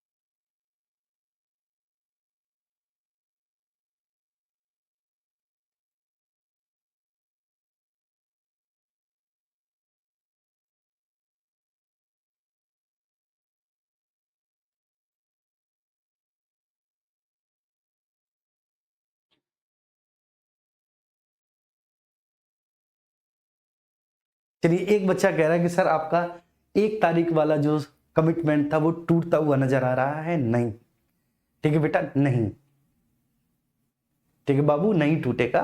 ठीक है, हमने कमिटमेंट की है, कोई छोटी बात है क्या वे? ठीक है ना, चाहे कुछ भी करें उसके लिए। आइए अब इसके बाद हम बात करेंगे आपातकालीन उपबंध।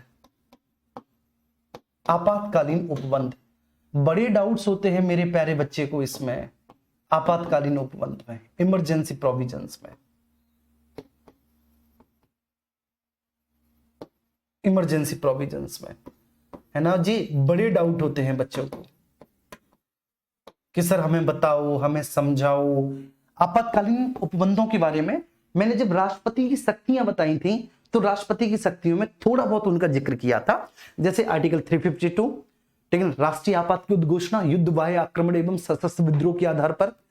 पहले सशस्त्र विद्रोह के, ठीक है, जगह आंतरिक अशांति शब्द था जिसको हमने 44 में संविधान संशोधन से हटा दिया।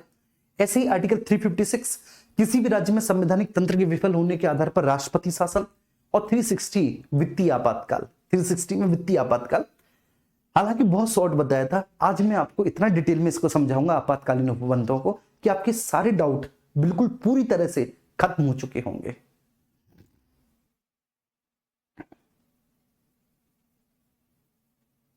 जी ठीक है, सारे डाउट्स आपके खत्म हो चुके होंगे। ठीक है, आपातकालीन प्रावधान, आपातकालीन उपबंध, ये आपका लास्ट टॉपिक है, ये लास्ट टॉपिक है। मैंने आपको मोस्टली देखिए निर्वाचन आयोग, मैंने आपको लोक सेवा आयोग, मैंने आपको वित्त आयोग, राष्ट्रीय अनुसूचित जाति एवं जनजाति आयोग, ठीक है, मुख्यतः जितने भी महत्वपूर्ण संवैधानिक आयोग हैं वो करा दिए मैंने आपको। आपातकालीन उपबंध में करा भी रहा हूं, केंद्र राज्य संबंध मैंने करा ही दिए। ठीक है, आमतौर पे शायद मैंने देखा नहीं कोई केंद्र राज्य संबंधों को कराता हो। ठीक है, तो फुल, ठीक है, जो पॉलिटी का सिलेबस है वो मैंने करा दिया, जिसको कहेंगे फुल पॉलिटी सिलेबस। अब आपको क्या करना है, अब आपको बेटा ज्यादा से ज्यादा पीवाईक्यूज लगाने हैं। पीवाईक्यू पॉलिटी के बेटा चाहे एसएससी के हों, चाहे पीसीएस के हों, चाहे आरओ के हों, चाहे लोअर पीसीएस के हों, सबके पीवाईक्यू लगाओ। तो पॉलिटी के पीवाईक्यू खरीद के ले आओ। कहां से खरीद के लाओगे पॉलिटी के पीवाईक्यू? कहां से लाओगे भैया पॉलिटी की पीवाईक्यू? तो देखो, एक घटना चक्र की पूर्वावलोकन आती है एसएससी की, ठीक है ना, तो एसएससी की घटना चक्र की पूर्वावलोकन खरीद लाना पॉलिटी वाली। ऐसे ही आरओ पीसीएस की पूर्वावलोकन खरीद लाना, जिसमें आईएएस के भी क्वेश्चंस मिल जाएंगे, और लगाओ पॉलिटी। हर एक चैप्टर, अब आपका सिलेबस कल खत्म हो जाएगा, तो हर एक चैप्टर का बेटा एक दिन का टारगेट बना लो कि आज हम पहले दिन संविधान सभा को पहले पढ़ेंगे सर से, फिर सर की पीडीएफ को रिवाइज करेंगे, फिर उसके पीवाईक्यू लगाएंगे। आज दूसरे दिन हम भारतीय संविधान की स्रोत एवं संविधान की विशेषताएं, ऐसे करके एक एक दिन आप अपना टारगेट बना लो, लगा डालो सारे पीवाईक्यूज। ठीक है बेटा,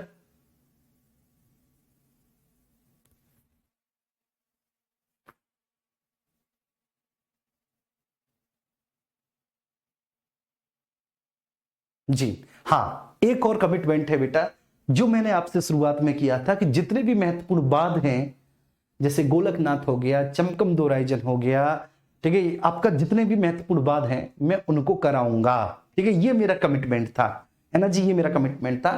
तो जितने भी महत्वपूर्ण वाद विवाद हैं, ठीक है, सारे महत्वपूर्ण केसेस, ठीक है, ध्यान रखना, सभी महत्वपूर्ण केसेस, सभी महत्वपूर्ण केस,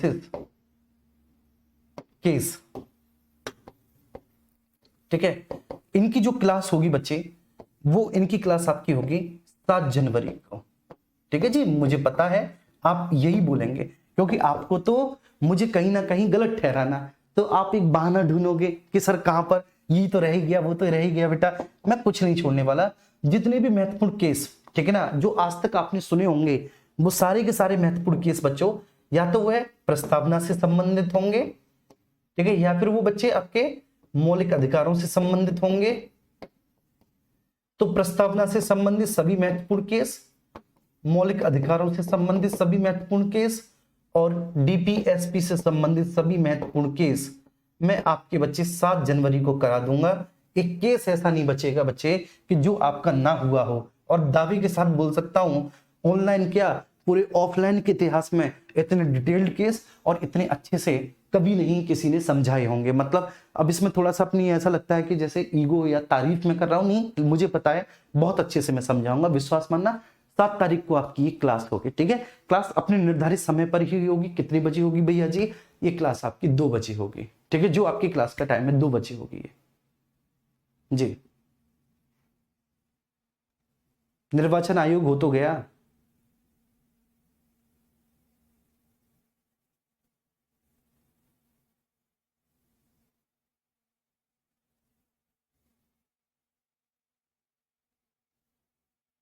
नहीं, संवैधानिक विकास का जो हिस्सा रह गया वो तो कल हो जाएगा ना, कल आपके संवैधानिक विकास, ठीक है, पूरे कंप्लीट हो जाएंगे। ठीक है, 1784 का पिट्स इंडिया एक्ट है, फिर आपका 1833 वाला तो हो ही चुका था, 1853 है, ठीक है ना, फिर उसके बाद 1858 है, 1861, 1892, और फिर 1909 और 1919। ठीक है, कल हो जाएंगे ये सब, आपके चिंता ना करो, कल हो जाएंगे बेटा जी।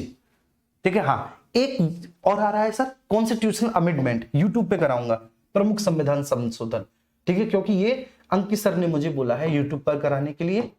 ठीक है, मेरी अब एक रेगुलर क्लास आया करेगी प्रमुख संविधान संशोधन, एक रेगुलर क्लास मेरी यूट्यूब पर आया करेगी बेटा, उसमें मैं महत्वपूर्ण टॉपिक कराया करूंगा जो आपके जीके जीएस से संबंधित होंगे, तो मैं आपके वो महत्वपूर्ण टॉपिक जो जीके जीएस से संबंधित होंगे उनको करा रहा हूँ। तो प्रमुख संविधान संशोधन जो है बच्चे वो मैं आपको कराऊंगा, ठीक है, यूट्यूब पर होगा।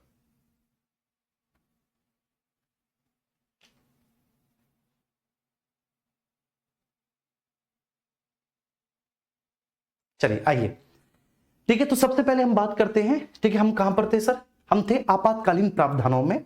तो आपातकालीन उपबंध, इमरजेंसी प्रोविजंस, ठीक है, सबसे पहले फटाफट से जल्दी आएंगे, इमरजेंसी प्रोविजंस को समझेंगे। 4 बजे से आपकी, ठीक है, दूसरी भी क्लास होती है। आ जाओ बेटा सब लोग, आप सभी का स्वागत है। इमरजेंसी प्रोविजंस, इमरजेंसी प्रोविजंस के बारे में जो चर्चा है वो भारतीय संविधान के भाग 18 में आर्टिकल 352 से 360 में, ठीक है। तो भारतीय संविधान के भाग 18 में, आर्टिकल 352 से आर्टिकल 360 में आपातकालीन प्रावधानों के बारे में, ठीक है, आपातकालीन उपबंधों के बारे में चर्चा है। तो जो इमरजेंसी प्रोविजंस है उनके बारे में चर्चा भारतीय संविधान के भाग 18 में आर्टिकल 352 से आर्टिकल 360 में है, ठीक है। अच्छा, अब मैं आपको बताता हूं, ठीक है, इसमें से बच्चे जो राष्ट्रीय आपात है, नेशनल इमरजेंसी, जो राष्ट्रीय आपात है, नेशनल इमरजेंसी बेटा, उसकी घोषणा आर्टिकल 352 में है। उसकी घोषणा, राष्ट्रीय आपात की घोषणा, ठीक है। राष्ट्रपति शासन की उद्घोषणा, राष्ट्रपति शासन की उद्घोषणा आर्टिकल 356 में है, राष्ट्रपति शासन की उद्घोषणा, ठीक है जी। और जो वित्तीय आपातकाल है, वित्तीय आपातकाल, उसकी उद्घोषणा आर्टिकल 360 में है। किसमें है सर? आर्टिकल 360 में। तो राष्ट्रीय आपात, ये ध्यान रखना, राष्ट्रीय आपात जी, राष्ट्रीय आपात के बारे में आर्टिकल 352 में जिक्र किया गया है, राष्ट्रीय आपात। राष्ट्रपति शासन, राष्ट्रपति शासन के बारे में जो जिक्र आर्टिकल 356 में किया गया है, राष्ट्रपति शासन। और वित्तीय आपातकाल के बारे में आर्टिकल 360 में किया गया है। उम्मीद करता हूं कि ये बात आपको बहुत अच्छे से समझ में आ गई होगी, ठीक है जी। ये केवल उद्घोषणा है, ये उद्घोषणा है और कुछ नहीं है। सबसे पहले हम आर्टिकल 352 पर चलते हैं आपको लेकर, ठीक है। 352 जिसमें है राष्ट्रीय आपात की उद्घोषणा, राष्ट्रीय आपात की उद्घोषणा। एक एक पॉइंट में आपको बताता हूं। नेशनल इमरजेंसी का अनाउंसमेंट, राष्ट्रीय आपात की उद्घोषणा, अनाउंसमेंट ऑफ नेशनल इमरजेंसी, राष्ट्रीय आपात की उद्घोषणा, ठीक है जी। समझिए आर्टिकल 352 क्या कहता है।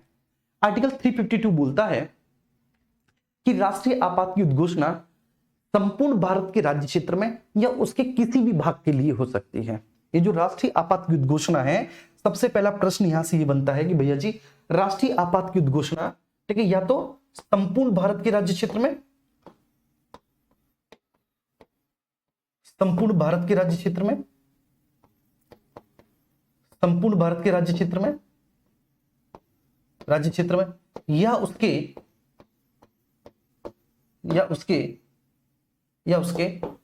किसी भी एक भाग में, किसी भी एक भाग में, किसी भी एक भाग में, ठीक है। या तो बेटा संपूर्ण भारत के राज्य क्षेत्र में राष्ट्रीय आपात की उद्घोषणा हो सकती है, ठीक है जी। या तो बेटा संपूर्ण भारत के राज्य क्षेत्र में राष्ट्रीय आपात की उद्घोषणा हो सकती है, या उसके किसी भी एक भाग में हो सकती है, या उसके किसी भी एक भाग में हो सकती है। बात समझ में आ रही है?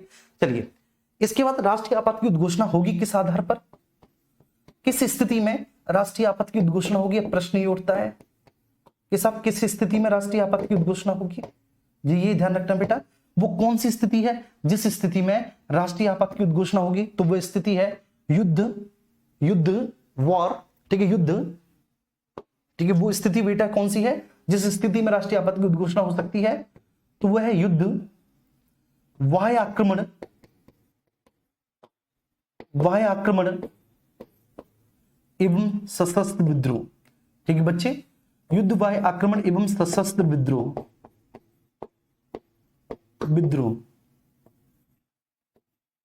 ठीक है।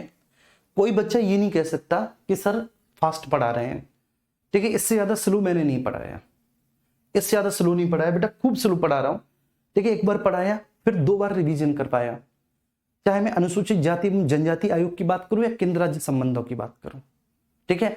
और इतना ही डिटेल मैंने पढ़ाया है जितना डिटेल मैंने या पीसीएस या आरओ में पढ़ाया, आपके यूपीएसआई में भी बेटा मैंने पढ़ाया, ठीक है, ध्यान रखना। तो किस स्थिति में हो सकती है राष्ट्रीय आपात की उद्घोषणा?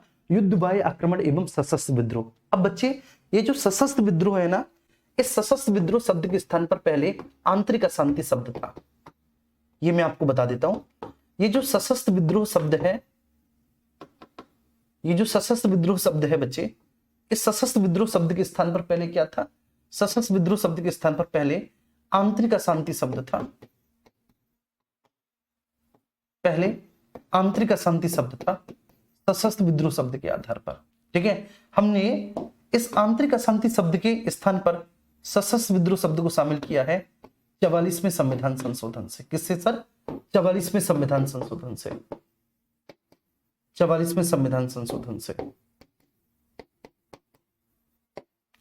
44वें संविधान संशोधन से। तो 44वें संविधान संशोधन से भाई, ठीक है, हमने 44वें संविधान संशोधन से भाई हमने सशस्त्र विद्रोह के स्थान पर, मतलब हमने आंतरिक अशांति के स्थान पर सशस्त्र विद्रोह शब्द को शामिल किया है। पहले ये नहीं होता था सशस्त्र विद्रोह, पहले इसके स्थान पर आंतरिक अशांति शब्द था। क्या था बेटा? आंतरिक अशांति के शब्द था। अच्छा, राष्ट्रीय आपात की उद्घोषणा कौन करता है? जो राष्ट्रीय आपात की उद्घोषणा है कौन करता है बेटा? तो राष्ट्रीय आपात की उद्घोषणा राष्ट्रपति करता है, राष्ट्रपति। और राष्ट्रपति बेटा राष्ट्रीय आपात की उद्घोषणा मंत्रिमंडल के लिखित परामर्श पर करता है, ठीक है जी, ध्यान रखना। तो राष्ट्रपति राष्ट्रीय आपात की उद्घोषणा मंत्रिमंडल के लिखित परामर्श पर करता है, मंत्रिमंडल के लिखित परामर्श पर करता है, लिखित परामर्श पर करता है, लिखित परामर्श पर करता है, ठीक है, ध्यान रखना। तो राष्ट्रपति राष्ट्रीय आपात की उद्घोषणा जो है बेटा, राष्ट्रपति साहब राष्ट्रीय आपात की उद्घोषणा मंत्रिमंडल के लिखित परामर्श पर करते हैं। राष्ट्रपति राष्ट्रीय आपात की उद्घोषणा मंत्रिमंडल के लिखित परामर्श पर करते हैं। राष्ट्रपति राष्ट्रीय आपात की उद्घोषणा मंत्रिमंडल के लिखित परामर्श पर करते हैं। और यह व्यवस्था 44वें संविधान संशोधन में जोड़ी गई है। यह व्यवस्था बेटा किसमें?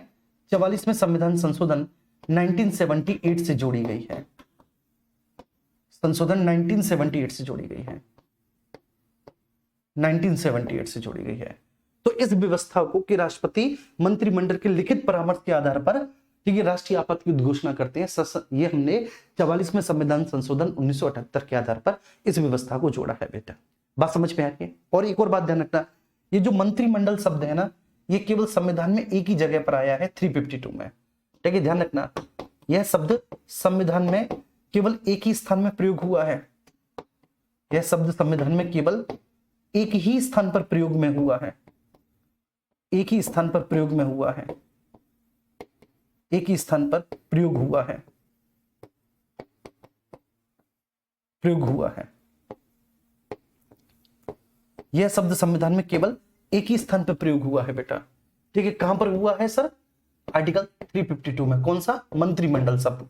बाकी का हर एक जगह मंत्री परिषद शब्द का प्रयोग हुआ है। मैंने आपको बताया है हर एक जगह मंत्री परिषद, केवल यही एक जगह है जहां पर आपका मंत्रिमंडल शब्द का प्रयोग हुआ है। जी बात समझ में आ गई भैया सबको? जी जी,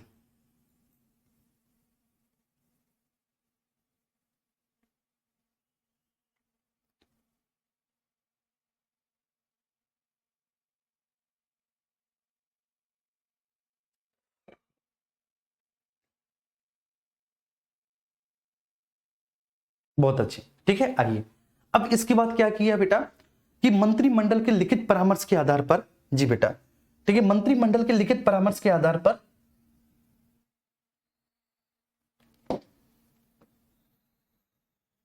देखो, मंत्रिमंडल के लिखित परामर्श के आधार पर राष्ट्रपति ने राष्ट्रीय आपात की उद्घोषणा कर दी।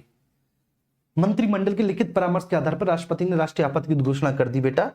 तो जैसे ही राष्ट्रीय आपात की उद्घोषणा हुई, ये बात ध्यान रखना, तो जैसे ही राष्ट्रीय आपात की उद्घोषणा हुई मंत्रिमंडल के लिखित परामर्श पर, तो यह उद्घोषणा अधिकतम 1 महीने तक चलेगी, ठीक है, ध्यान रखना।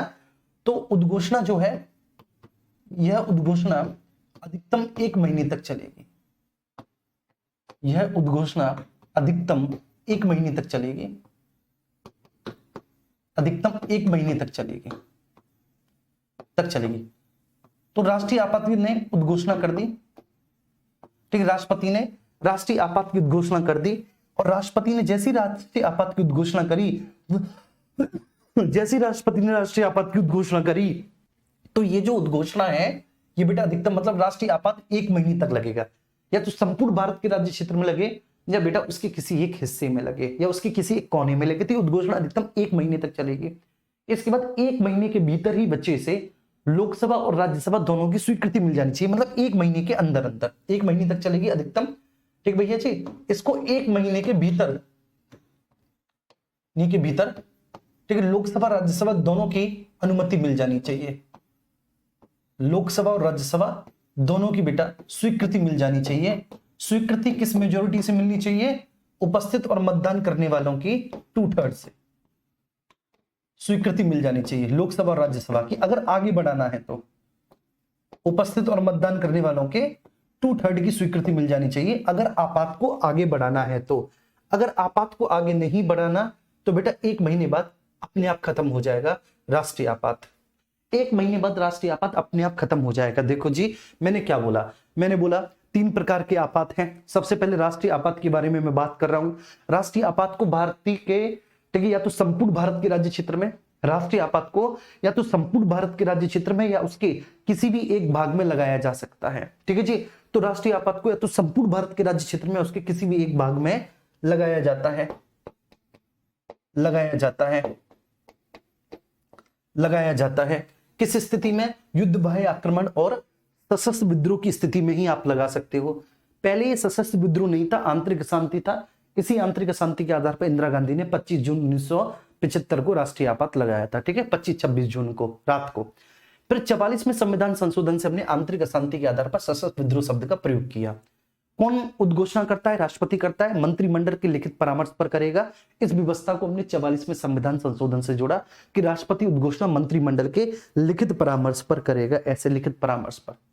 ठीक है, चलिए, आर्टिकल 352 के आधार पर बच्चे राष्ट्रीय आपात की उद्घोषणा हुई तो या तो आर्टिकल 358 लागू होगा, ठीक है, या फिर आर्टिकल 359 लागू होगा। उद्घोषणा किसके आधार पर हुई? 352 के आधार पर। मैं पहले भी समझा चुका हूं। उद्घोषणा 352 के आधार पर हुई तो या तो बेटा जो लागू होगा, जो आर्टिकल अप्लाई होगा, वो या तो लागू 358 होगा, 359 होगा। मैंने आपको बताया था अगर 358 लागू हुआ, मैंने क्या बताया?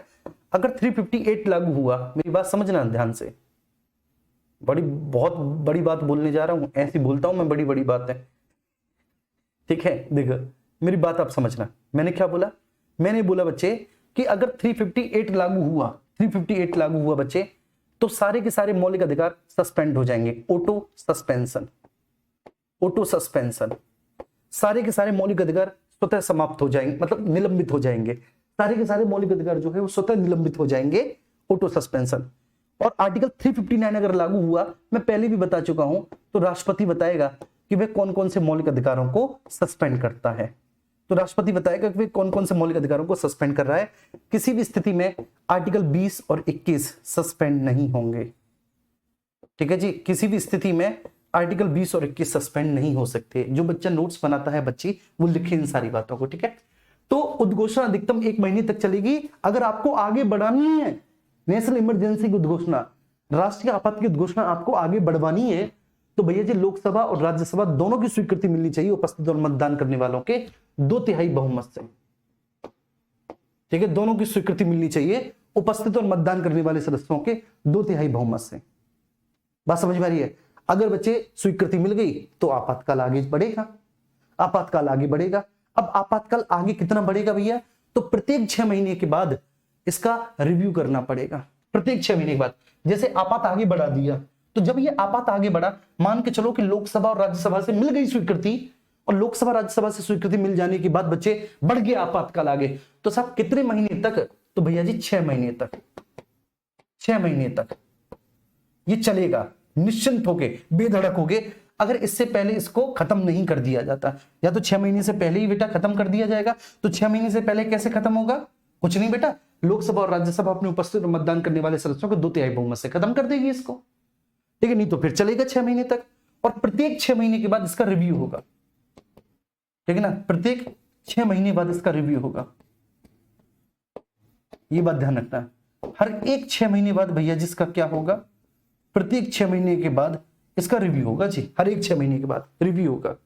और रिव्यू में क्या होगा? रिव्यू में कुछ नहीं होगा, लोकसभा राज्यसभा उपस्थित मतदान करने वाले सदस्यों के 2/3 बहुमत से फिर आगे बढ़ा दे, फिर आगे बढ़ जाएगा।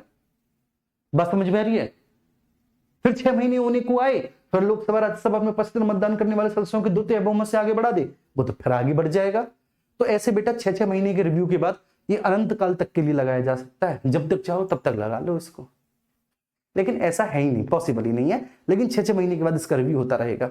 अगर मान के चलो साहब ऐसा है कि लोकसभा भंग है, जैसे अधिकतम 1 महीने तक चलेगी उद्घोषणा, उद्घोषणा अधिकतम 1 महीने तक चली, 1 महीने के भीतर ठीक है दोनों सदनों की स्वीकृति लेनी पड़ेगी 2/3 मेजोरिटी से। और इस बीच अगर लोकसभा भंग हो गई है, लोकसभा विघटित हो गई है बच्चे, तो क्या होगा? लोकसभा भंग या विघटित होगी तो क्या होगा? तो बेटा जब भी लोकसभा सदन में आ जाए, जब भी लोकसभा सत्र में आ जाए, तो लोकसभा गठित होने के 30 दिन के भीतर स्वीकृति मिलनी चाहिए। अगर इस केस में लोकसभा गठित हो रखी है, अगर इस केस में भैया जी लोकसभा गठित हो लोकसभा डिसॉल्व हो रखी है, भंग हो रखी है, तो जब भी नई लोकसभा गठित हो, तो नई लोकसभा गठित होने के 30 दिन के भीतर अनुमति मिल जानी चाहिए, 30 दिन के भीतर अनुमति मिल जानी चाहिए। नई लोकसभा गठित होने के 30 दिन के भीतर बेटा स्वीकृति मिल जानी चाहिए। मैंने क्या बोला कि जो उद्घोषणा है वो अधिकतम चलेगी 1 महीने तक। ठीक है सर, उद्घोषणा अधिकतम 1 महीने तक चलेगी। 1 महीने के भीतर लोकसभा राज्यसभा की स्वीकृति मिल जानी चाहिए, उपस्थित और मतदान करने वाले सदस्यों के 2/3 बहुमत से। ठीक है ना, स्वीकृति मिल जानी चाहिए। ये जो है बच्चे कितने महीने तक चलेगी? अगर स्वीकृति मिलेगी 6 महीने तक चलेगी, हर 6 महीने बाद रिव्यू होगा। लेकिन 1 महीने के भीतर बेटा स्वीकृति मिलनी चाहिए, और इस दौरान लोकसभा भंग हो गई तो स्वीकृति तो मिल ना पाएगी। तो भैया क्या होगा, जैसे ही लोकसभा नई वाली गठित हो तो 30 दिन के भीतर अनुमति मिल जाए। ठीक है, तो ऐसे हर 6 महीने बाद इसका रिव्यू होता है साहब। ठीक, कोई भी आपसे पूछे कि भैया कब तक चल सकती है, सब 6 महीने तक चल सकती है। कब तक? सब 6 महीने तक। ठीक है, चल सकती है, हर 6 महीने बाद रिव्यू होगा। कोई कहे कि सब 6-6 महीने बाद, कब तक? कि सब जब तक तुम चलाओ आपातकाल को तब तक बढ़ाओ। ठीक है, पहला आपातकाल जो लगा था बेटा वो अक्टूबर 1962 में लगा था। ठीक है ना, इंडो चाइना वार, इंडिया और चाइना का वॉर हुआ था बेटा, इंडो चाइना वार 1962 में। ठीक है, सबसे पहला नेशनल इमरजेंसी लगी थी अक्टूबर 1962 में। अक्टूबर 1960 में सबसे पहली नेशनल इमरजेंसी लगी थी। ठीक है, इसके बाद जो दूसरी लगी है वो दिसंबर 1971 में लगी है, भारत और पाकिस्तान वॉर 1971। ठीक है ना, इंडो पाक वॉर, भारत और पाकिस्तान वॉर, आप सब जानते होंगे यार। ठीक है, ये तो आप जानते हो। तीसरी जो लगी है भैया जी वो 25-26 जून को लगी है, मतलब 25 जून की रात को लगी है। तो ठीक है, जून 1975 में लगी है, आंतरिक अशांति के आधार पर। ये अलग ही था, इंदिरा गांधी का भूकाल था, जून 1975। ठीक है, आंतरिक अशांति के आधार पर, आंतरिक अशांति के आधार पर।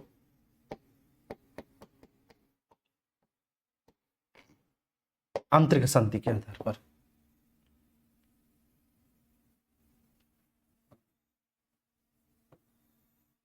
आंतरिक अशांति के आधार पर। ठीक है, जून 1975।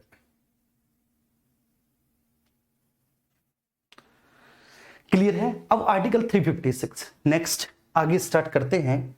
आर्टिकल 356, आर्टिकल 356 क्या कहता है?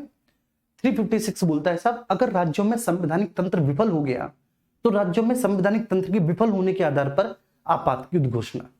ठीक है बेटा, क्या बोलता है कि अगर राज्यों में संवैधानिक तंत्र विफल हो गया तो राज्यों में संवैधानिक तंत्र के विफल होने के आधार पर आपात की घोषणा, मतलब इसको राष्ट्रपति शासन कहेंगे, सीधी सीधी बात है। आर्टिकल 356, राज्यों में संवैधानिक तंत्र के विफल होने के आधार पर आपात की घोषणा। राज्यों में संवैधानिक तंत्र के विफल होने के आधार पर, राज्यों में संवैधानिक तंत्र के विफल होने के आधार पर, विफल होने के आधार पर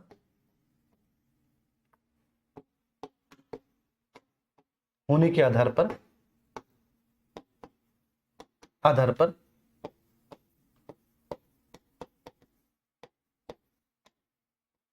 राष्ट्रपति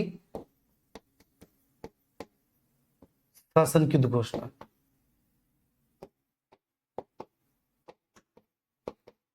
राष्ट्रपति शासन की उद्घोषणा। ठीक है सर, तो राज्यों में संवैधानिक तंत्र के विफल होने के आधार पर राष्ट्रपति शासन की उद्घोषणा। भैया जी इसी को हम लोग कहते हैं राष्ट्रपति शासन। ठीक है, आपात की उद्घोषणा, इसी को बोलते हैं भैया जी हम क्या, राष्ट्रपति शासन।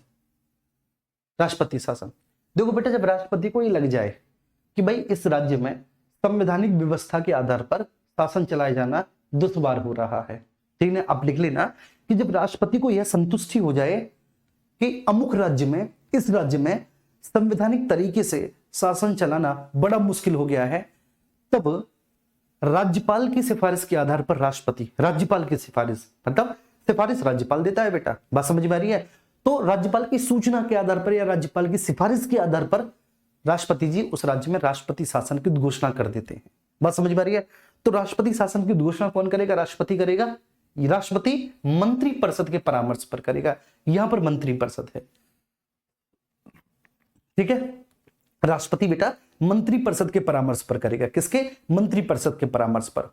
अब जब किसी भी राज्य में राष्ट्रपति शासन की उद्घोषणा हो गई, लिखना बेटा, मैं समझा रहा हूं, लिखना खुद से, अगर किसी भी राज्य में राष्ट्रपति शासन लग गया, जैसे मान के चलिए उत्तर प्रदेश में आज ही राष्ट्रपति शासन लग गया, तो बेटा राष्ट्रपति शासन अगर लग गया है तो राष्ट्रपति शासन उत्तर प्रदेश में चलेगा 2 महीने तक कंटिन्यूअसली, ठीक है, तो राष्ट्रपति शासन लग गया तो राष्ट्रपति शासन चलेगा सब 2 महीने तक। अब जैसे ही राष्ट्रपति शासन लगा, आर्टिकल 250 क्या कहता है, 250 कहता है कि उस राज्य में, ठीक है ना, जिस राज्य में राष्ट्रपति शासन लगा है भैया जी, उस राज्य की राज्य सूची के विषयों पर अब संसद कानून बनाएगी, ठीक है, राज्य का विधानमंडल तुरंत बर्खास्त हो जाएगा। बस समझ में रही, संसद को कानून बनाने का अधिकार प्राप्त हो जाएगा। जो उस राज्य की मंत्री परिषद है, उस राज्य की मंत्री परिषद बर्खास्त हो जाएगी, उस राज्य की मंत्री परिषद, उस राज्य की मंत्री परिषद बर्खास्त हो जाएगी, ध्यान रखना। और ऐसी स्थिति में संसद को राज्य सूची के विषयों पर कानून बनाने का अधिकार बेटा मिल जाएगा। बात समझ में आ रही है। इसके बाद 2 महीने तक ये बच्चे उद्घोषणा चलेगी। 2 महीने के अंदर लोकसभा और राज्यसभा दोनों अगर चाहते हैं तो अपने साधारण बहुमत से इसको आगे बढ़वा सकते हैं। लोकसभा और राज्यसभा, ठीक है, दोनों अगर चाहते हैं तो अपने साधारण बहुमत से इसको आगे बढ़वा सकते हैं, इस उद्घोषणा को। बात समझ में आ रही है। ये बढ़ गई, फिर 6 महीने बाद रिव्यू होगा, फिर 6 महीने बाद रिव्यू होगा, और 6 महीने बाद फिर रिव्यू हुआ और रिव्यू में बोल दिया लोकसभा राज्यसभा ने कि भाई लगाओ यहां पर राष्ट्रपति शासन, तो फिर वो राष्ट्रपति शासन बेटा चलेगा 3 साल तक, ठीक है, फिर वो 3 साल तक चलेगा। अब हर 6 महीने बाद रिव्यू नहीं होगा, ठीक है, जैसे वहां पर हो रहा था बेटा राष्ट्रीय आपात में, यहां पर ऐसा नहीं होगा कि हर 6 महीने बाद रिव्यू हो रहा है। नहीं आया समझ में, मैं बता रहा हूं, ठीक है। राष्ट्रपति शासन, चलिए राष्ट्रपति शासन की बेटा उद्घोषणा कौन करता है, राष्ट्रपति करता है, ऑब्वियस सी बात है। उद्घोषणा कौन करता है, राष्ट्रपति करता है, ठीक है, राज्यपाल की रिपोर्ट के आधार पर, राज्यपाल की रिपोर्ट के आधार पर, राज्यपाल की रिपोर्ट के आधार पर, ठीक है, on the basis of the राज्यपाल रिपोर्ट। तो राज्यपाल की रिपोर्ट के आधार पर उद्घोषणा सर कौन करता है, राष्ट्रपति करता है, ठीक है। लेकिन राष्ट्रपति यहां पर मंत्री परिषद के परामर्श पर करेगा, यहां मंत्रिमंडल नहीं है, मंत्री परिषद के लिखित परामर्श पर, ठीक है, रिटन परामर्श होना चाहिए,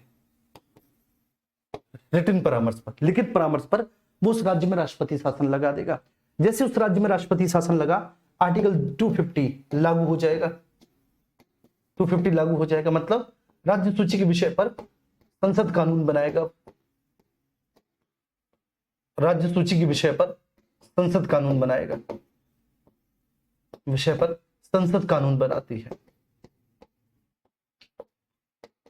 संसद कानून बनाती है बेटा, ध्यान रखना। तो साहब ठीक, राज्य सूची के विषय पर कौन कानून बनाती है, संसद। और यहां पर भी या तो आर्टिकल 358 लागू होगा या फिर आर्टिकल 359 लागू होगा। जी हाँ, ध्यान रखना, ऑप्शनल है, या तो आर्टिकल 358 लागू होगा साहब या फिर आर्टिकल 359 लागू होगा। ये बात आपको बहुत अच्छे से ध्यान रखनी है। 358 लागू होगा तो सारे के सारे मौलिक अधिकार, ठीक है, ऑटोमेटिकली निलंबित हो जाएंगे, समस्त मौलिक अधिकार स्वतः निलंबित, स्वतः निलंबित। अब यहां पर राष्ट्रपति बताएगा कि वे कौन कौन से मौलिक अधिकारों को निलंबित कर रहा है। राष्ट्रपति बताएगा कि वह कौन कौन से मौलिक अधिकारों को निलंबित कर रहा है, राष्ट्रपति बताएगा कर रहा है। लेकिन आर्टिकल 20 और 21 किसी भी अवस्था में निलंबित नहीं हो सकते, ये बात आपको पता है। अब राष्ट्रपति शासन की उद्घोषणा हो गई, तो जैसे बेटा राष्ट्रपति शासन की उद्घोषणा हुई तो ये उद्घोषणा अधिकतम कितने महीने तक चलेगी? 2 महीने तक। ठीक है, ध्यान रखना, हमने माना कि उद्घोषणा हो गई, मैंने माना कि उद्घोषणा हो गई उद्घोषणा, लग गया राष्ट्रपति शासन। ठीक है जी, लग गया किसी भी राज्य में राष्ट्रपति शासन।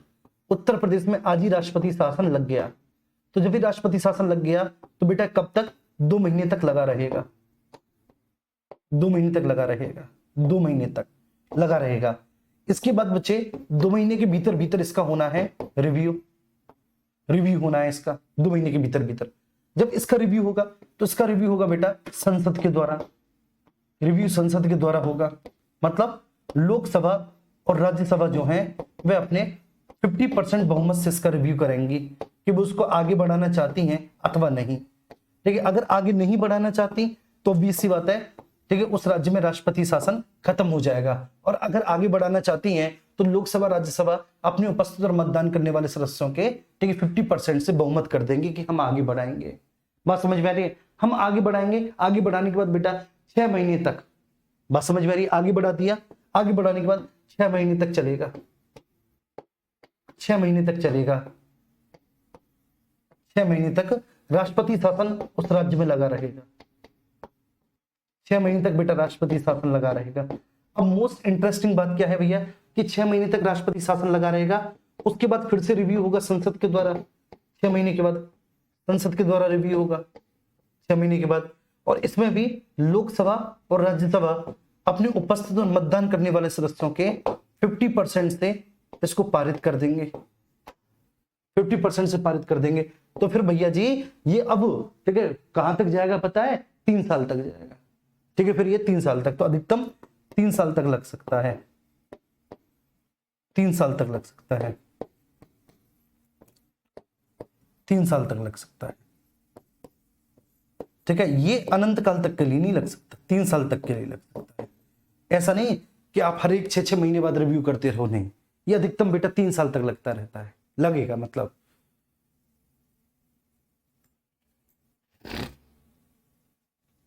क्लियर है? ये बात समझ में आ रही?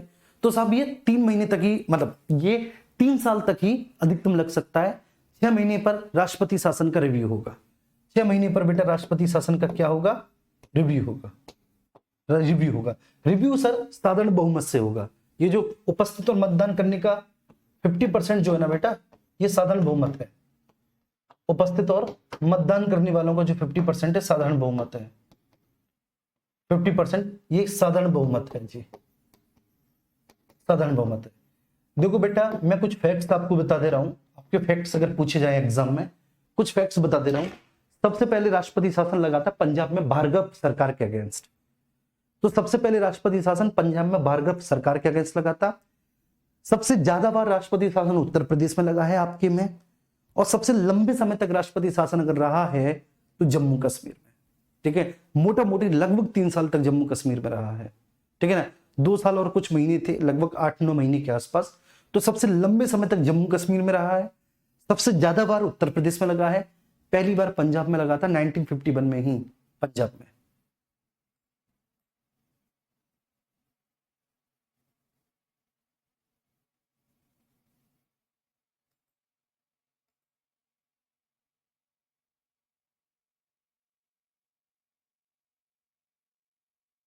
हाँ देखो, कभी भी 20 और 21 तो निलंबित हो ही नहीं सकते, 20 और 21 तो निलंबित कभी भी हो ही नहीं सकते।